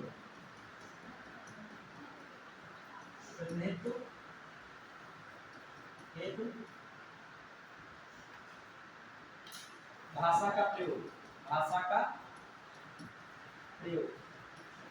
जो शिकायत निवारण में जो भाषा का प्रयोग होगा वो किसमें कहा जा रहा है 350 में। किसमें कहा जा रहा है 350। फिर आ जाइए आर्टिकल 350 ए। इसमें कहा जा रहा है प्राथमिक शिक्षा मातृभाषा में प्राथमिक शिक्षा को मातृभाषा में दिए जाने की बात। मातृभाषा में प्राथमिक शिक्षा को मातृभाषा में किया जाता है। जो प्राइमरी एजुकेशन हो किसमें हो मातृभाषा। याद रखिएगा 350 ये किसकी बात करता है भाषा की बात करता है, ठीक है। फिर आर्टिकल 350B भाषाई अल्पसंख्यकों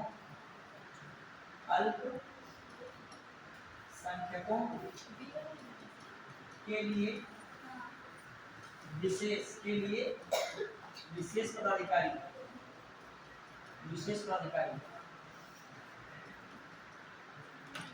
समझ में। भाषाई अल्पसंख्यक की बात, जो भाषाई अल्पसंख्यकों के लिए जो किसमें बात कही गई है, कहीं भी आ जाए तो कौन सा लगाओगे? 350 का बी। अब आइए 351 में क्या है, ध्यान दीजिएगा। 351 में क्या कहा जा रहा है? हिंदी भाषा का विकास, हिंदी भाषा के विकास की बात की जा रही है। हिंदी भाषा किसकी बात की जा रही है? हिंदी भाषा के विकास की बात किसमें की जा रही है? 351 में। तो दिमाग में आर्टिकल्स भी आपको क्या रहने चाहिए? दिमाग में बने रहने चाहिए। अब एक दो क्वेश्चन आपसे पूछ रहा हूँ, फिर जो है आपकी क्लास करना क्या हो रही है, फिनिश हो रही है।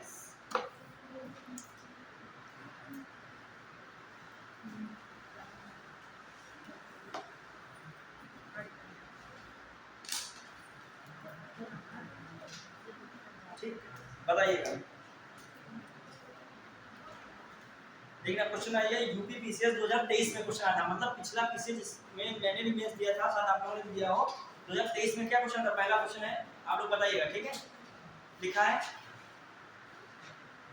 भारतीय संविधान में प्रारंभ में किस अवधि के लिए सभी सरकारी उद्देश्यों हेतु अंग्रेजी भाषा के प्रयोग के लिए अनुमति प्रदान की थी?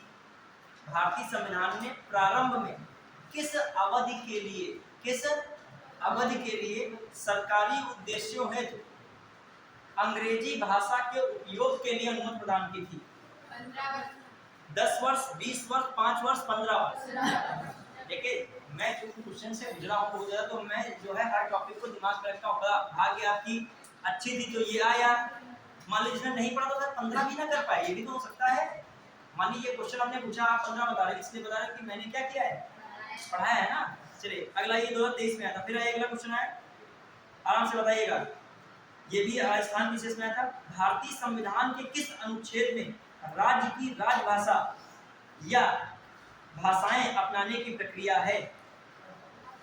राज्य की राजभाषा अपनाने की बात कही जा रही है।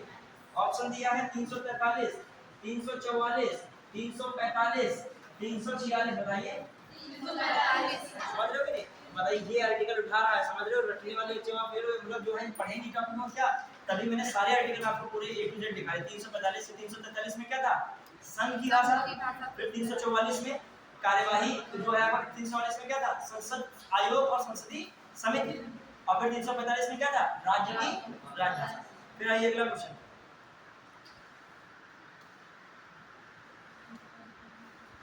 निम्नलिखित में से भारत के संविधान में उल्लिखित भाषाओं में क्या सही है? राज्य भाषाई अल्पसंख्यकों को प्राथमिक विद्यालयों में शिक्षा के माध्यम के रूप में उनकी मातृभाषा चुनने के लिए बाध्य कर सकता है। कहीं भाषा के मामले में बाध्यकारी कुछ नहीं है। मातृभाषा चुनने के लिए क्या बाध्य कर सकता है? मान लीजिए यहाँ की टंग लैंग्वेज इंग्लिश नहीं है, तो क्या इंग्लिश के लिए बाध्य किया जाओ? मतलब जो है, जो इंग्लिश मीडियम में हिंदी हर जगह बाध्य रहेगी क्या? इंग्लिश भी तो पढ़ाया जाता है कि नहीं पढ़ाया जाता है? बहुत तो इंग्लिश मीडियम स्कूल है, तो बाध्य वाली बात ऐसे नेगेटिव देखे तो काट दीजिए। अगला, अंगिका अब संविधान की 8वीं सूची अंग्रेजी, अंगिका को मतलब इंग्लिश देख लेना वहां पे, अंगिका मतलब इंग्लिश तो संविधान की 8वीं सूची में सम्मिलित है। इंग्लिश 8वीं सूची में सम्मिलित नहीं, ठीक है। फिर अगला, हिंदी भारत की राष्ट्रीय भाषा है। बहुत अच्छा सेंटेंस लगने लगेगा। फिर राष्ट्रीय हिंदी विज्ञान सम्मेलन आयोजित हुआ होगा, तो राष्ट्रीय तुमको लगा बताइए कहाँ आयोजित हुआ? 2024 में राष्ट्रीय हिंदी विज्ञान सम्मेलन दूसरे देश में हुआ, भोपाल में हुआ। कहाँ हुआ है? राष्ट्रीय हिंदी विज्ञान सम्मेलन कहाँ आयोजित हुआ? भोपाल में। आप बहुत सारी राष्ट्रीय ई गवर्नेंस सम्मेलन कहाँ आयोजित हुआ है? करंट अफेयर पढ़ रहे हो कि थोड़ा बहुत? मुंबई में हुआ है। ई गवर्नेंस इतना पढ़ाया तो याद रखिएगा, ई गवर्नेंस सम्मेलन कहाँ हुआ है? मुंबई। आइए अगला, देखिएगा संविधान में किस अनुच्छेद में व्यवस्था की गई है प्रत्येक राज्य शिक्षा के प्राथमिक स्तर पर मातृभाषा में शिक्षा की पर्याप्त सुविधा की व्यवस्था करने का प्रयास करेगा?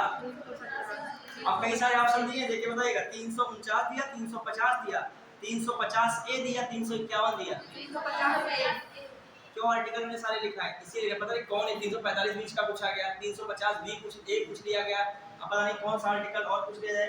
अगला देखिए क्वेश्चन, भारतीय संविधान, ये भी आया था पीसीएस में, भारतीय संविधान के अनुच्छेद 344 के तहत, कौन से आर्टिकल के तहत? 344, मतलब तुम समझ गए होगे, समिति होगा या क्या होगा, आयोग होगा, के तहत राजकीय भाषा आयोग का गठन हुआ था। समझ रहे हो, भारतीय संविधान के अनुच्छेद 344 के तहत प्रथम राजकीय भाषा आयोग का गठन हुआ था। 1950 में के एम मुंशी की अध्यक्षता में, ठीक है, 1955 में बीजी खेर की अध्यक्षता में, 1960 में इसी छागला की अध्यक्षता में, 1965 में हुमायूं कबीर की अध्यक्षता में, मतलब बीजी खेर की अध्यक्षता में। फिर आइए, भारतीय संविधान की 8वीं अनुसूची में कौन सी भाषा वर्ष 2003 में जोड़ी गई? 2003 में कौन संविधान संशोधन आ रहा है? 92। कौन आ रहा है? 92। अब 92 में कौन कौन, इसमें कह रहा है कौन सी जोड़ी गई? कोंकणी लिखा है, जोड़ी गई। कोंकणी किसमें जोड़ी गई थी?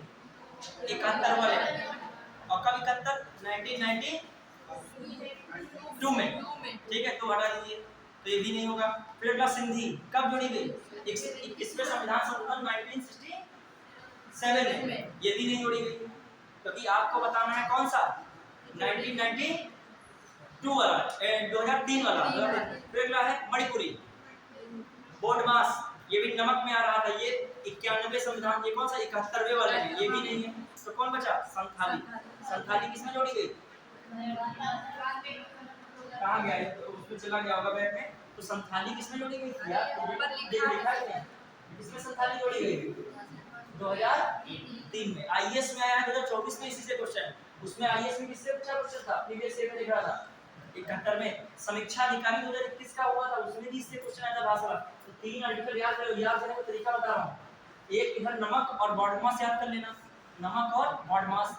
नमक मतलब याद है, नमक हर चीज में खाने वाली ज्यादा रहता है, जो मीठा के सिवाय, मीठे के सिवाय जिसमें होगा तो नमक नहीं डालोगे, तीखा है वो, ठीक है।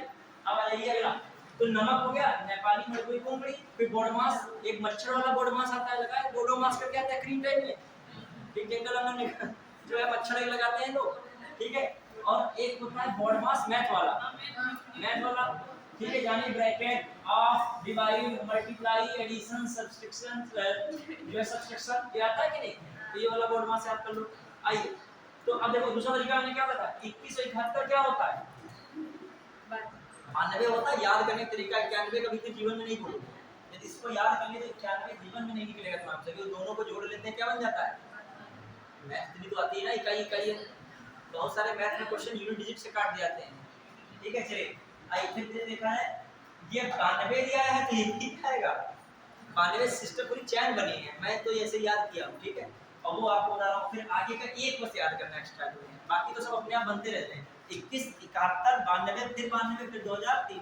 और यहाँ पर एक सिंधी याद कर लेना, हिंदी नहीं है, सिंधी है ये, ठीक है।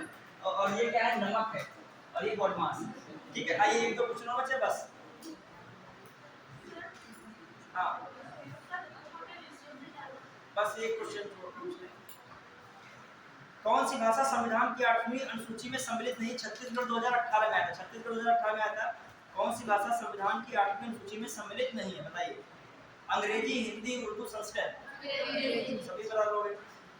संविधान की 8वीं सूची में सम्मिलित भाषाओं में निम्नलिखित में से कौन सी बोलने वाली सर्वाधिक है? बंगाली, गुजराती, मराठी, तेलुगु। अच्छा, जितनी भाषाएं हैं इनमें सबसे ज्यादा कौन बोली जा रही है? बंगाली है। कौन है? बंगाली। चलिए अब जो है लगभग बता दोगे, इसमें आया है सीक्वेंस सेट करने को, इन भाषाओं को बताइए दो। चलिए अब टाइम है नहीं, वरना आपसे बहुत जबरदस्त मैंने क्वेश्चन लैंग्वेज वाला था, बहुत लैंग्वेज मैंने पढ़ाया है, लैंग्वेज वाला क्वेश्चन। जब कहीं पढ़ाई के लिए आया करो तो मानते समय की दिक्कत होती होगी, लेकिन 10-5 मिनट जो है पढ़ाई को एक्स्ट्रा भी दे सकते हो, ठीक है। पढ़ाई में टाइम का बिल्कुल एकदम कसम खा के नहीं पढ़ाई चला जाता है, बता दे रहा हूँ। जीवन में मेन टारगेट मैंने बताया कि नहीं, इसी बात का क्वेश्चन बताइएगा बस लास्ट, ठीक है। लोगों के अंदर एक भूख होनी चाहिए, हमारे अंदर है। हम सुबह से पढ़ा रहे हैं, 8:30 बजे से लगातार 1 बजे तक पढ़ाए थे। पैर दर्द हो रहा हमारे अंदर, क्योंकि हम सोचते इतनी दूर से तुम आए हो तो यहाँ से कुछ लेके जाओ एग्जाम में फंसे, जिससे मेन लक्ष्य हमारा क्या है बताओ?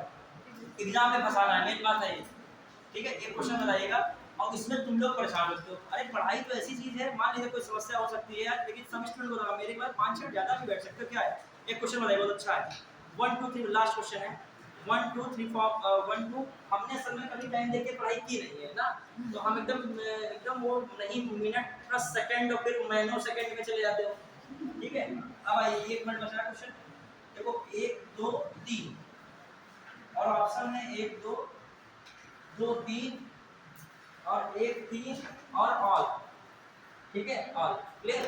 अब देखिए क्या क्या चीजें समझना। पहला नंबर लिखा है जब तक संसद द्वारा, इसमें बताना है कौन से सही है, विचार करना है, इसमें बताना है कौन से सही है।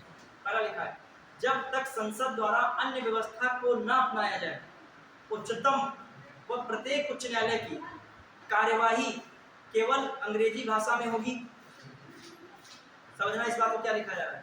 जब तक संसद द्वारा अन्य व्यवस्था को न अपनाया जाए, उच्चतम व प्रत्येक उच्च न्यायालय की कार्यवाही केवल अंग्रेजी भाषा में होगी। ये बात बिल्कुल क्या है, सही है। ठीक है, अगला सेंटेंस, किसी राज्य का राज्यपाल राष्ट्रपति की पूर्व अनुमति से हिंदी या अन्य राजभाषा को उच्च न्यायालय की कार्यवाही की भाषा का दर्जा दे सकता है। ये भी क्या है, सही है।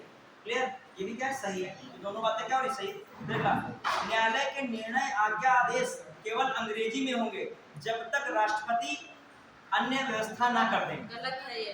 राष्ट्रपति नहीं, कौन करना चाहिए, कौन करेगा, संसद। इसमें कौन सा ऑप्शन लगाए, 1 2 1 और 2। तुम अब चाहे कॉन्सेप्ट के क्वेश्चन है चाहे फैक्ट के, दोनों अब करने के लिए क्या हो तैयार। ठीक है, अब आज के लिए क्लास रहेगी। ठीक है, इसको बंद कर दिया। अब बस फोटो खींच के जो है तुम लोग रवाना हो रहे हो।